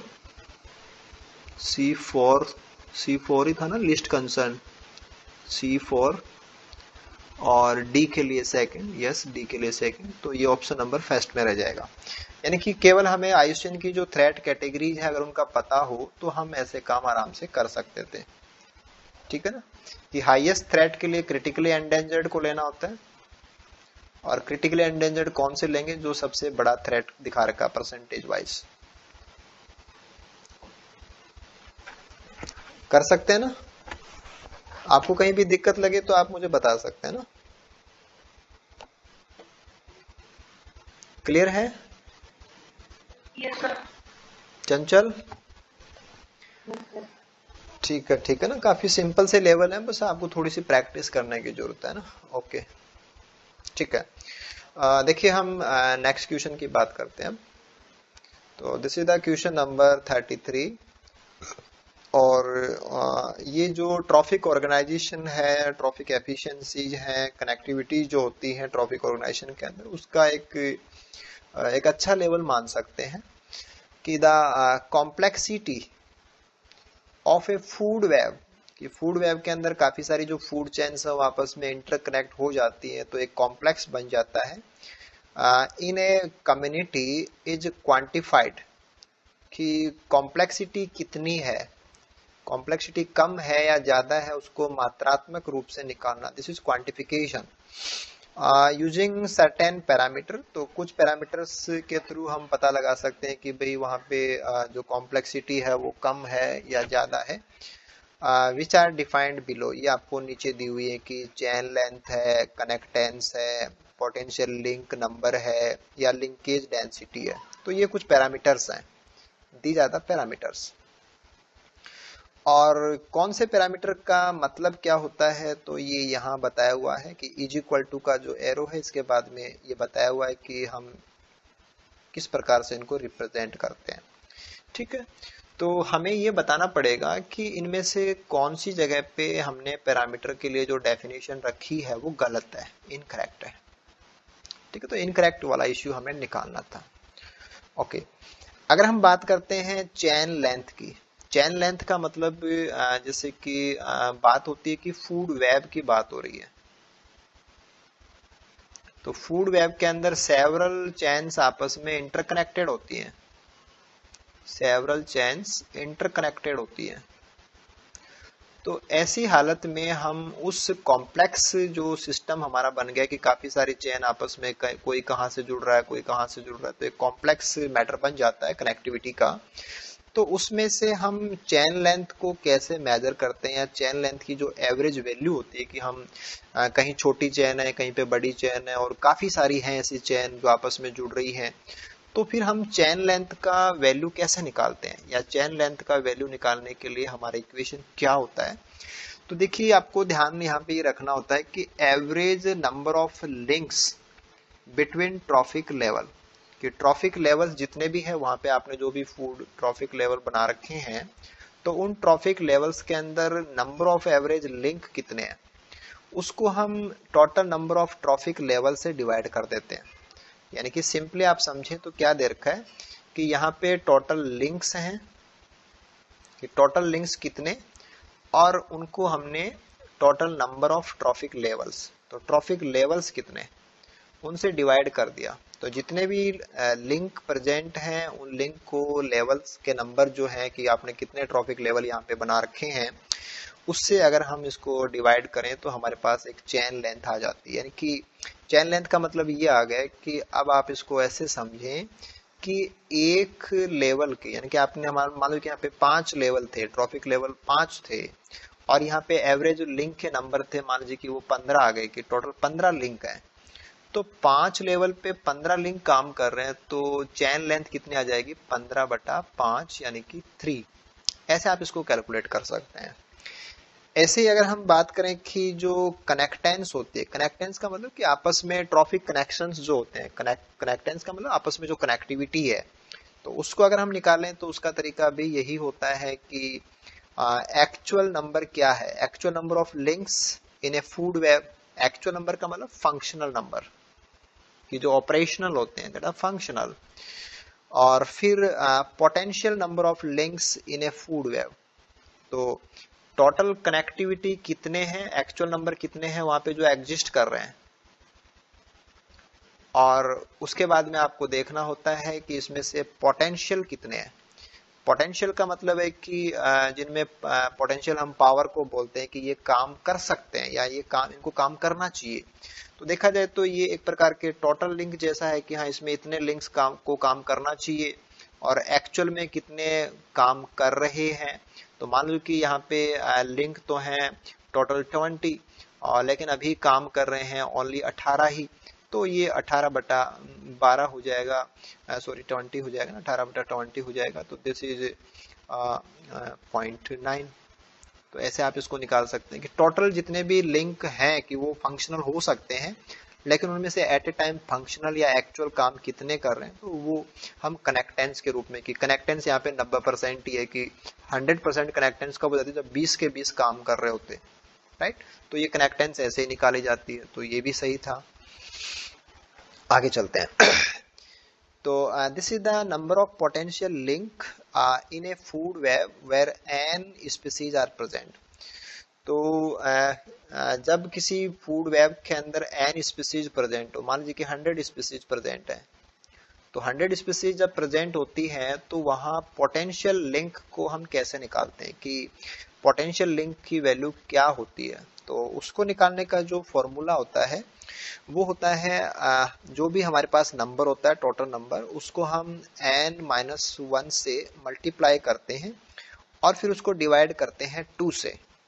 यानी कि मान लीजिए कि आपके पास 100 स्पीसीज थी, तो 100 को हमें मल्टीप्लाई करना पड़ेगा 99 से, क्योंकि यहाँ पे क्या होता है कि एक जो स्पीसीज होती है वो बाकी सबसे कनेक्ट हो सकती है। तो बाकी सब कितनी है, 99 है। तो एक जो भी था वो बाकी 99 से कनेक्ट होता है। वैसे यहाँ पे आप 96 वाला लें तो वो बाकी 99 से कनेक्ट होता है। तो इसलिए आपको क्या करना पड़ रहा था, 100 मल्टीप्लाइड बाई 100 माइनस 1, ठीक है ना, ये करना पड़ रहा था। और फिर इसको हम डिवाइड करते हैं 2 से, ना कि एक्चुअल नंबर ऑफ लिंक से। तो ये इसमें गलत था बस, कि हमारा इक्वेशन क्या होता है, n into n-1 divided by 2, ठीक है। तो ये हमारे पास एक गलत आ जाएगा, तो हमें इनकरेक्ट ही देखना था ना। तो ये पोटेंशियल लिंक निकालने का जो फॉर्मूला हमें दिया हुआ है वो सही नहीं है। अगर लिंकेज डेंसिटी देखें तो लिंकेज डेंसिटी निकालने का मतलब होता है कि एक्चुअल नंबर ऑफ लिंक्स कितने हैं, और ये तो आ गया आपके पास लिंक्स कितने हैं, और फिर आप इसमें डिवाइड कर रहे हैं कि number of species in food web. तो नंबर ऑफ स्पीसीज आपने ले लिया, तो इसका मतलब ये हुआ कि आप ऐसे समझें कि मान लीजिए कि यहाँ पे 10 लिंक काम कर रहे हैं और टोटल नंबर ऑफ स्पीसीज यहाँ पे 100 है। तो इसकी जो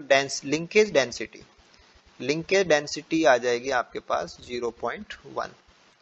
मीन्स इसका मैसेज क्या निकल रहा है, मैसेज ये निकल रहा है कि 10 लिंक बन रहे हैं जब 100 स्पीसीज प्रेजेंट होती है। तो एक लिंक के खाते में या कितनी स्पीसीज आ रही है, या क्या जो पर्टिकुलर जो डेंसिटी है कि एक के हिस्से में कितना वजन आ रहा है। डेंसिटी का मतलब कि एक कितना भारी है या एक में कितना घनत्व है, कि इसमें कितना समा गया है।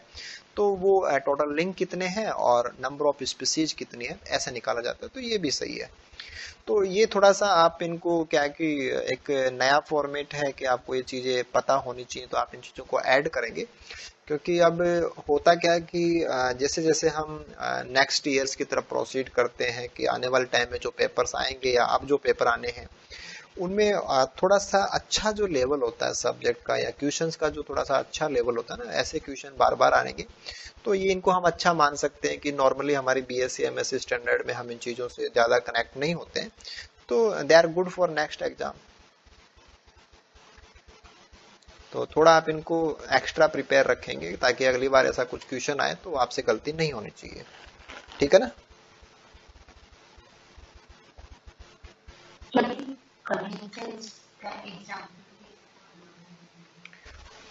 देखो कनेक्टेंस जैसे होता है कि जैसे आपस में कोई चीजें कनेक्ट हैं तो वो कितनी कनेक्ट है, यानी कि कम कनेक्ट है या ज्यादा कनेक्ट है। तो क्योंकि ये सारा मामला क्या है, क्वांटिफिकेशन है, कि हम उसको मात्रात्मक रूप से निकालना चाहते हैं। तो कनेक्टेंस की वैल्यू निकालना चाहते हो आप, ठीक है। तो वैल्यू कैसे निकलेगी कि एक्चुअल नंबर ऑफ लिंक कितने, एक्चुअल का मतलब जो फंक्शनल है, मान लो कि आपने यहाँ पे कहा कि टोटल जो लिंक है वो जो है दैट इज 100, कि 100 लिंक प्रेजेंट है जिनको काम करना चाहिए, ये वर्केबल है। ऐसा लगता है कि जैसे आप ऐसे मानो कि ये कोई इंसेक्ट है और इस इंसेक्ट को ये जो बर्ड है एक्स, इसको ये कंज्यूम करना चाहिए, ठीक है ना। क्योंकि जैसे कि ये बर्ड जैसे ओमनीवोरस है तो इसको ये वाला इंसेक्ट कंज्यूम करना चाहिए। तो ये जो लिंक है ये वर्केबल है कि ऐसा उसको करना चाहिए, कि ये कनेक्शन है उनके बीच में, ये कनेक्शन चलना चाहिए, ये कनेक्शन ऑपरेट होना चाहिए, ठीक है। ये तो है पोटेंशियल, कि ये हमारे सिस्टम का हिस्सा है, पोटेंशियल है ये, ठीक है। लेकिन अगर हम देखें कि किसी भी कारण से मान लो कि इस इंसेक्ट में जो न्यूट्रिशन मिलेगा उस बर्ड को वो कम है और किसी दूसरे इंसेक्ट में जो न्यूट्रिशन मिलता है वो ज्यादा है, तो हमारा बर्ड इसको कैप्चर कर रहा है। हालांकि लिंक तो दोनों ही थे, ये लिंक भी था और ये भी था, लेकिन ये केवल ये था कि इसको काम करना चाहिए था, पोटेंट इसमें दम तो था, लेकिन इसको लिया नहीं गया काम में। काम में एक्चुअल में किसको लिया वो है ये, दिस इज द एक्चुअल।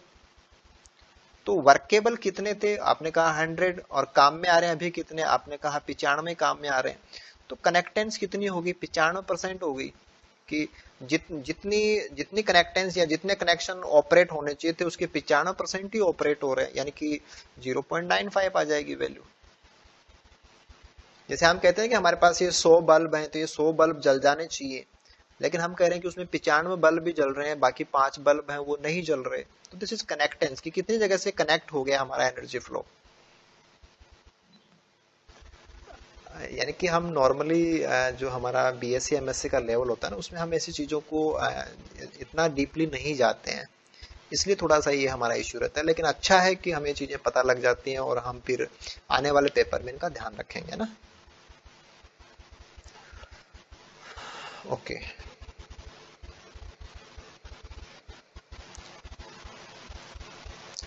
देखिए इस क्वेश्चन को किया जाए या ना किया जाए।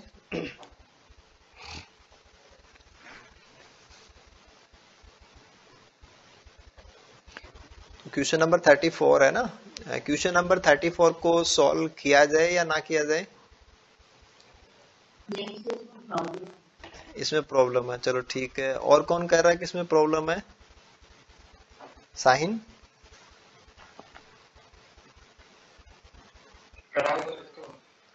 क्यों, जब इसमें प्रॉब्लम है तो कैसे होगा। अब आप कह रहे हो कि आगे से रास्ता बंद है, आप कह रहे हो कि जाओ सर इसमें।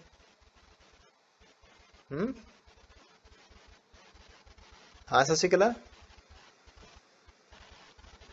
हाँ सर, ये गलत था, ये पहले बता दिया था। देखो पहले बताने की बात नहीं थी, मैं आपसे ये कंसल्ट करना चाहता हूँ कि क्या आपने इस पे काम किया क्या। अगर आपने अभी इस पे काम किया हो, कल काम किया हो, आज काम किया हो, तब तो आपको पता है कि इसमें क्या प्रॉब्लम है। अगर आपने इस पे आज या कल में काम ही नहीं किया तो आप तो ओल्ड डाटा है आपके पास, उसके आधार पे कह रहे हो।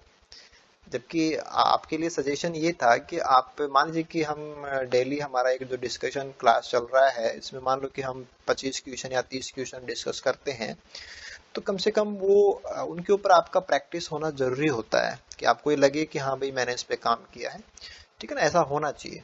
चलो ठीक है, हम देखते हैं। अजय भी कह रहा है कि हाँ इस पे काम कराओ सर, तो आप तो काम करना पड़ेगा ना। चलो ठीक है, पहली बात तो ये था कि ये जो हमारा क्वेश्चन है ये बेस्ड है मैकार्थन एंड विल्सन मॉडल के ऊपर, ठीक है। तो जो आइसलैंड बायोग्राफी होती है ना उस पे बेस्ट क्वेश्चन है।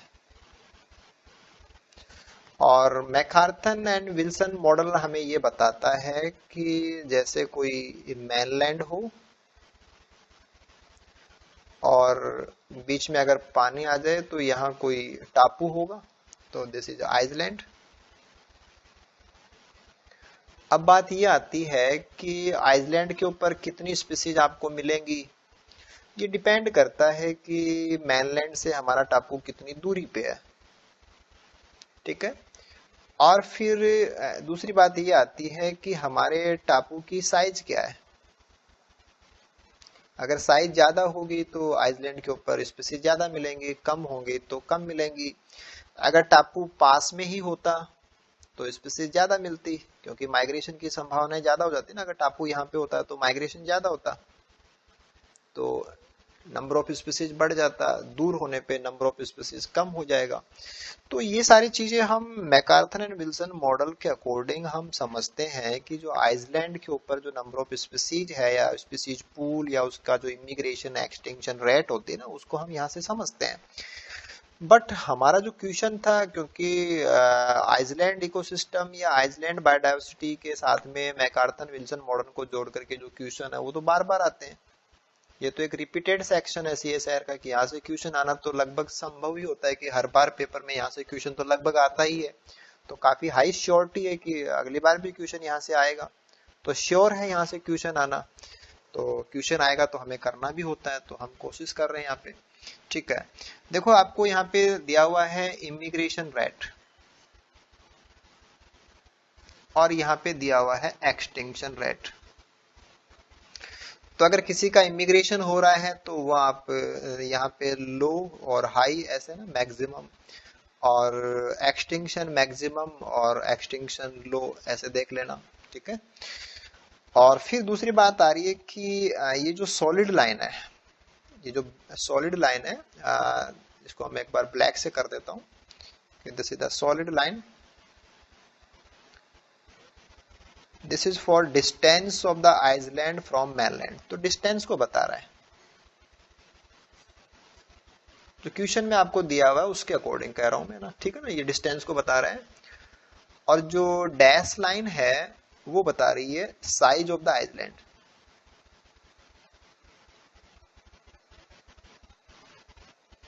ये बता रहा है साइज ऑफ द आइसलैंड।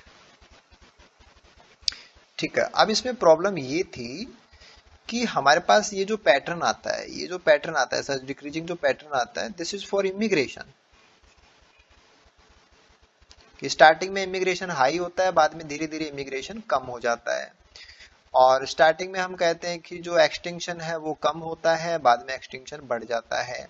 और जब ये दोनों को काउंटर बैलेंस करते हैं वहां पे एक इक्विलिब्रियम नंबर होता है, और लास्ट नंबर जो होता है वो स्पीसीज पूल होता है कि नंबर ऑफ स्पीसीज टोटल यहाँ पे कितनी पहुंची थी उनका टोटल नंबर होता है। तो जो डाटा आपको दिया था वो इंफॉर्मेशन ही गलत है कि ये किसी भी हाल में ये लाइन डिस्टेंस के लिए होती नहीं है, और ये लाइन किसी भी हाल के अंदर साइज के लिए हो भी नहीं सकती। और फिर आप इनको कोरिलेट भी नहीं कर सकते, हम इनको कोरिलेट भी नहीं कर सकते, क्योंकि मान लीजिए आपने कोई यहाँ पे ये डिस्टेंस ले ली, तो इस डिस्टेंस के ऊपर इमिग्रेशन आपको इतना पता लग रहा है और हमारे पास एक्सटिंक्शन है वो इतना आ जाएगा। आपने कहा कि हम ये वाला पॉइंट लेंगे तो यहाँ पे इमिग्रेशन कम हो जाएगा और साइज है वो इस प्रकार से आएगी। तो आप जो मॉडल के अंदर जिस पैटर्न में हमें काम करना होता है ना, वो पैटर्न हमारा इन लाइंस से या इस डाटा से आ ही नहीं सकता। तो ये डिजाइन ही गलत थी। तो अब आप इसमें जैसे आप लैंग्वेज को यूज करके अगर आप आंसर निकालना चाहें तो देख लीजिए कि which of the following is true for the island. तो पहली बात तो आपको पता कैसे लगेगा कि आइसलैंड छोटा है या बड़ा है या पास में है या दूर है, ये पता नहीं लग सकता ना। तो ये इंफॉर्मेशन है ही नहीं, तो आप इस पे काम कैसे करेंगे। और आप कैसे बता देंगे कि it is close to the mainland and is very small, नहीं बता सकते, ये भी नहीं बता सकते। और ये दूर है और बड़ा है, आप ऐसा कुछ भी नहीं बता सकते। तो यहाँ पे ये क्लोज है फार है, कुछ भी नहीं बताया जा सकता, क्यों? क्योंकि ऐसा इंफॉर्मेशन है ही नहीं इसके अंदर। तो इसलिए क्वेश्चन रॉन्ग डिजाइन किया हुआ था। ठीक है ना, अनकंप्लीट था, ये रॉन्ग डिजाइन था। बट दिक्कत क्या होती है कि सपोज आपको पता भी चल जाता है कि यू डिसाइडेड कि ये रॉन्ग क्वेश्चन है और आप इसको छोड़ देते हैं, लेफ्ट कर देते हैं। अगर आपने इसको लेफ्ट कर दिया तो आपको इसका कोई मार्क नहीं मिलेगा, क्योंकि 4 नंबर का क्वेश्चन है। 4 नंबर का क्वेश्चन है, आपने इसको छोड़ दिया तो आपका इसमें कोई नंबर ना तो मिलता है ना कटता है। लेकिन अगर आपने इसका कोई भी आंसर ऑप्ट कर दिया, मान लीजिए कि आपने यही आंसर ऑप्ट कर दिया तो हालांकि आंसर तो गलत है, आंसर तो हो ही नहीं सकता, क्योंकि कोई भी आंसर नहीं हो सकता। लेकिन अगर आपने इसको ऑप्ट किया है तो आपको इसका बोनस मिलता है, यानी कि आपको 4 नंबर मिलते हैं।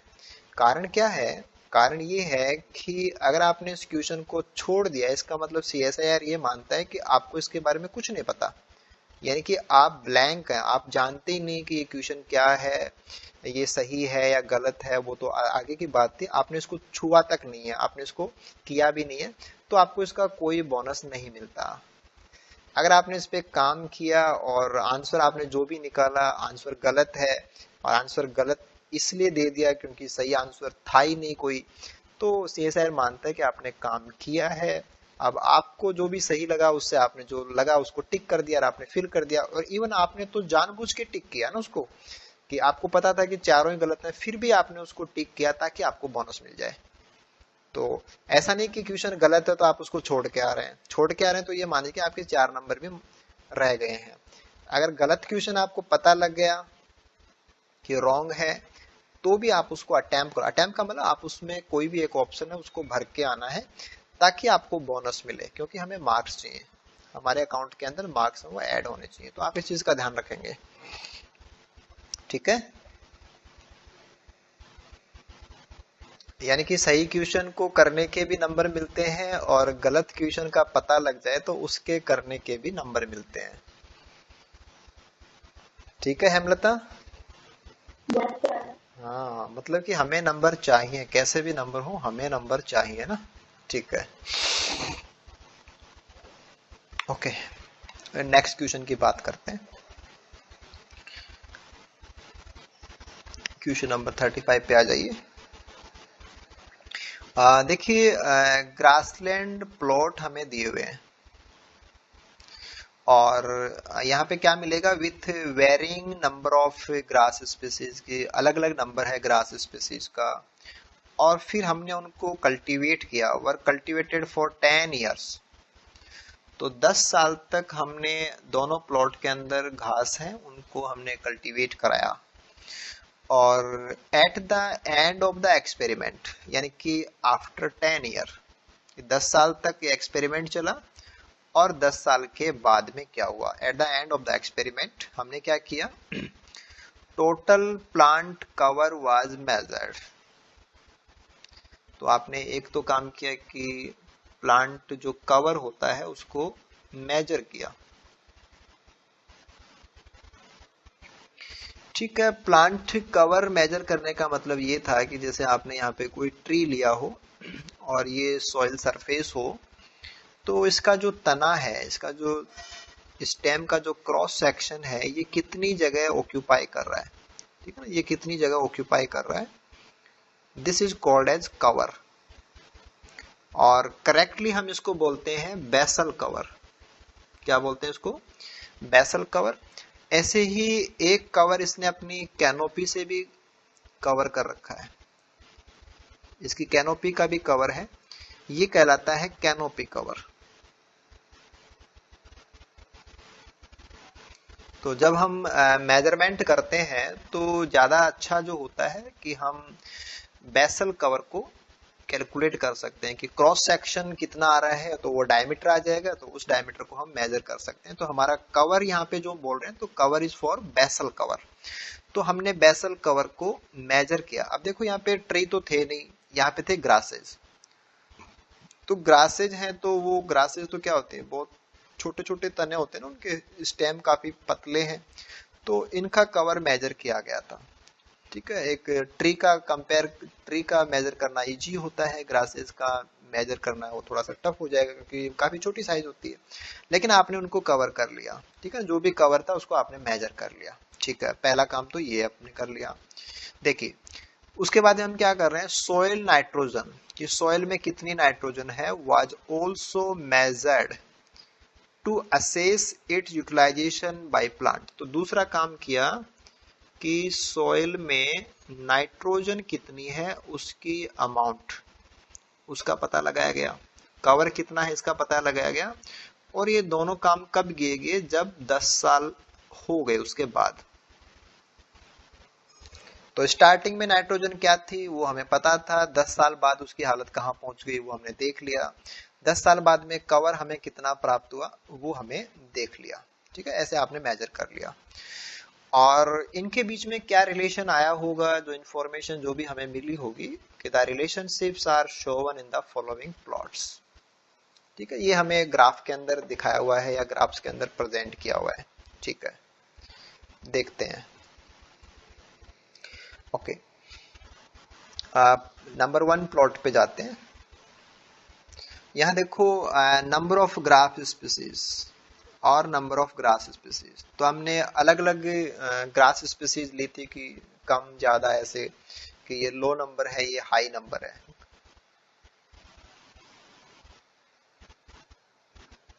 ठीक है, और टोटल प्लांट कवर है ये, दिस इज प्लांट कवर। तो इंफॉर्मेशन कुछ इस प्रकार से आपको लेनी है कि जब नंबर ऑफ स्पीसीज कम थी तो टोटल कवर भी कम ही था, नंबर ऑफ स्पीसीज बढ़ी तो कवर भी बढ़ गया, और नंबर ऑफ स्पीसीज आपने खूब सारा बढ़ाया तो कवर भी काफी सारा बढ़ गया। Total cover, plant cover percentage. ठीक है ना, तो ये इस प्रकार से आप इसको समझ सकते हैं। ये रिलेशनशिप कैसा है कि जैसे जैसे हमारी नंबर ऑफ स्पीसीज ज्यादा बढ़ाई गई थी, नंबर ऑफ स्पीसीज बढ़ाने के साथ में कवर भी हमारा बढ़ा था। ठीक है, देन हम सेकंड प्लॉट की बात करते हैं। सेकंड प्लॉट में देखिए यहाँ पे लिखा हुआ है नाइट्रोजन और this is remaining in soil, remaining in soil, शायद ऐसा कुछ ही होगा, नाइट्रोजन रिमेनिंग इन सॉइल। ठीक है, ओके कोई बात नहीं, हम सॉल्व करने की कोशिश करते हैं। ठीक है, तो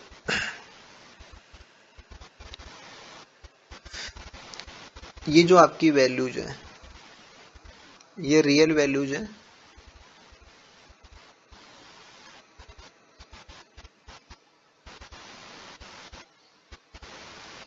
देखो जैसे जैसे हमने नंबर ऑफ ग्रास स्पीसीज बढ़ाया, ठीक है ना, पहले नाइट्रोजन कम था और फिर नाइट्रोजन है वो बढ़ा, यानी कि जिन प्लॉट में घासें कम थी उनमें नाइट्रोजन कम रहा और जिनमें घासें ज्यादा थी उनमें बढ़ा। और फिर अगर और ज्यादा नंबर हमने ग्रासेस का किया तो बहुत ज्यादा ग्रासेस करने पे जो नाइट्रोजन था उसकी अमाउंट वो डिक्रीज हुई है। यानी कि ऐसे प्लॉट जिनमें नंबर कम था उनमें आपको नाइट्रोजन भी कम मिला, जिनमें लगभग 10 के आसपास स्पीसीज थी उनमें हाईएस्ट नंबर मिला नाइट्रोजन का, और जहां पे आपने 20-25 इतनी सारी घासें ले रखी थी वहां पे नाइट्रोजन का जो लेवल था वो कम मिला। और जो डैश लाइन है वो एक पैटर्न को बताती है कि ये लगभग जो पैटर्न है वो ऐसा मान सकते हैं कि इस लाइन के आर पार है, कि कभी इससे ज्यादा हुआ कभी इससे कम हुआ। तो ये एक ट्रेंड लाइन हम मान सकते हैं कि पहले कम था, फिर ये इंक्रीज हुआ और फिर ये कम हुआ और लगभग बाद में ये कांस्टेंट जैसा हो गया।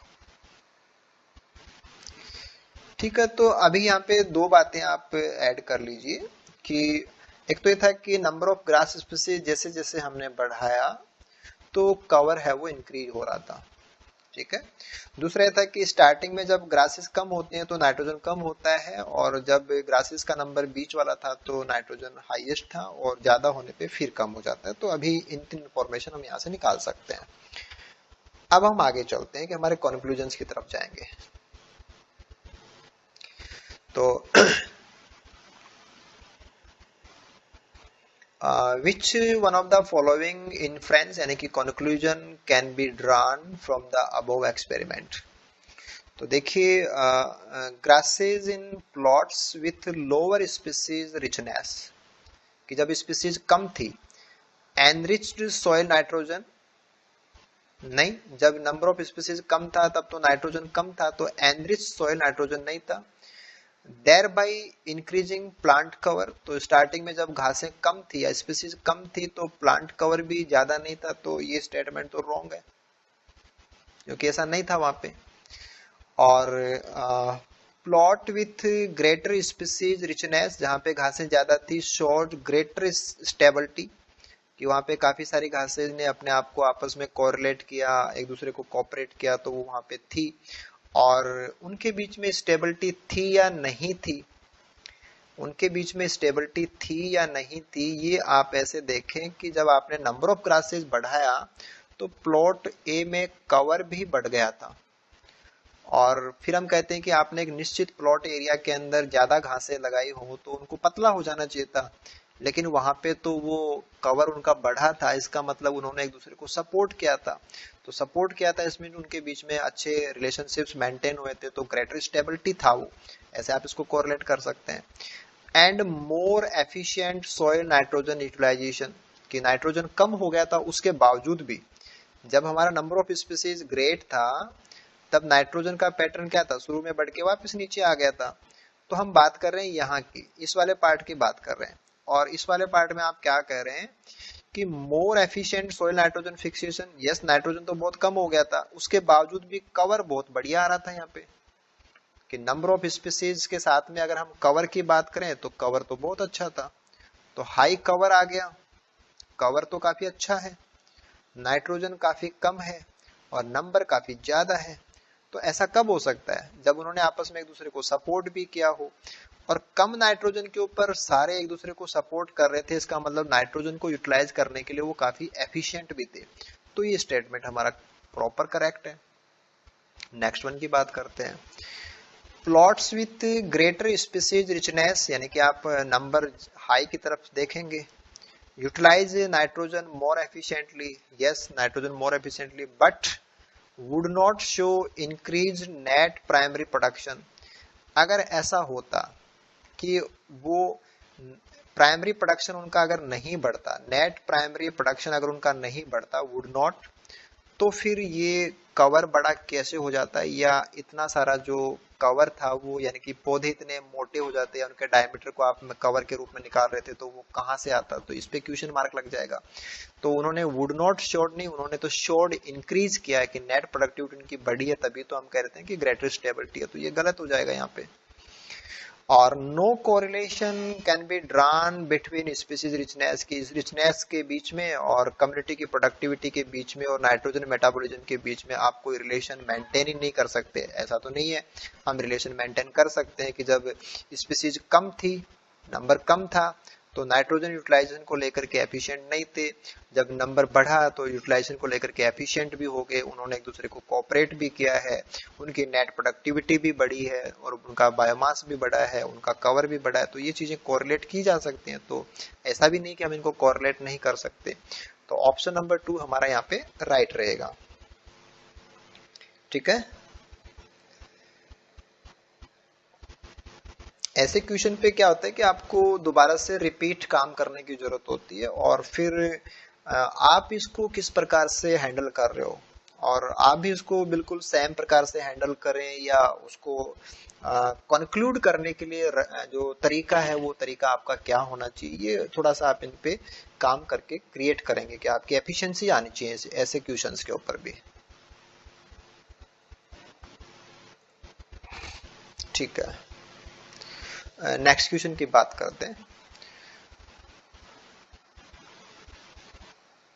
ठीक है, क्वेश्चन नंबर 36 कि फॉरेस्ट फ्रैगमेंट, कि आपने फॉरेस्ट के अलग अलग पार्ट्स कर लिए ना, इन एन एग्रीकल्चरल लैंडस्केप।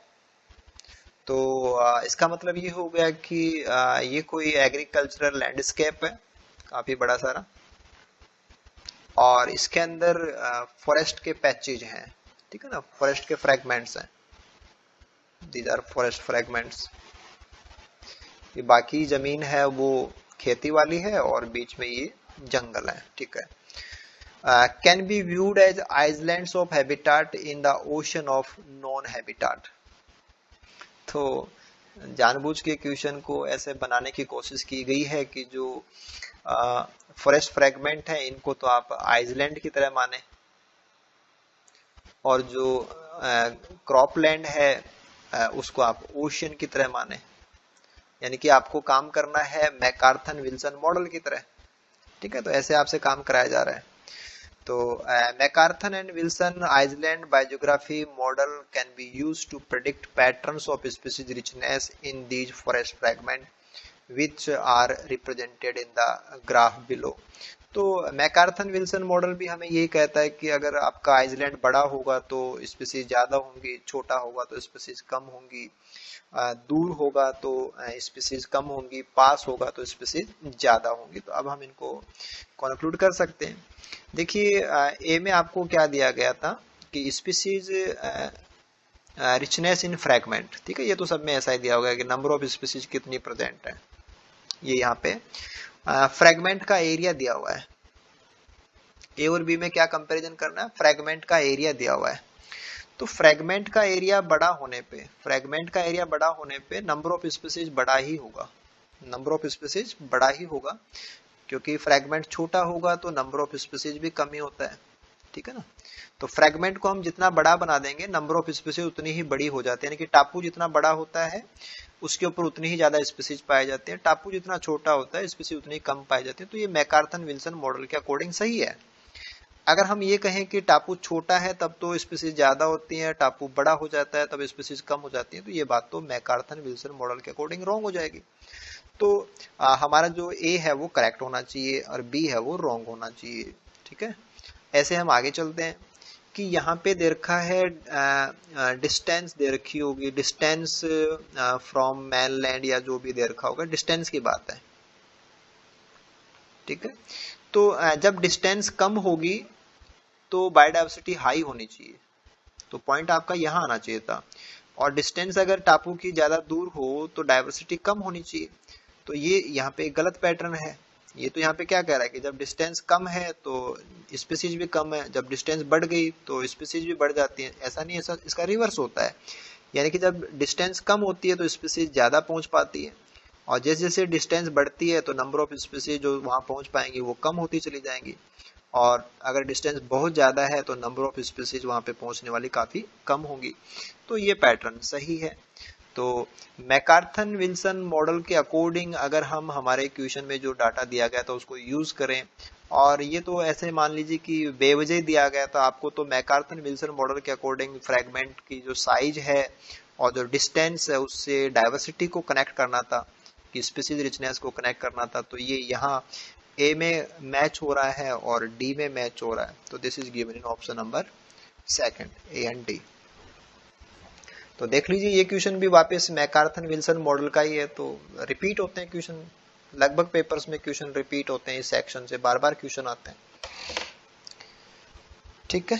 तो आज की जो हमारी क्लास रहेगी इसमें हम इतने ही क्वेश्चन कर पाएंगे, और इसके बाद में हमारे पास बाकी जो क्वेश्चन बच गए हैं 37 से लेकर के आगे तक के कुछ क्वेश्चन और बच गए, ये होपफुली हम कल की नेक्स्ट क्लास के अंदर इनको सबको कवर कर देंगे।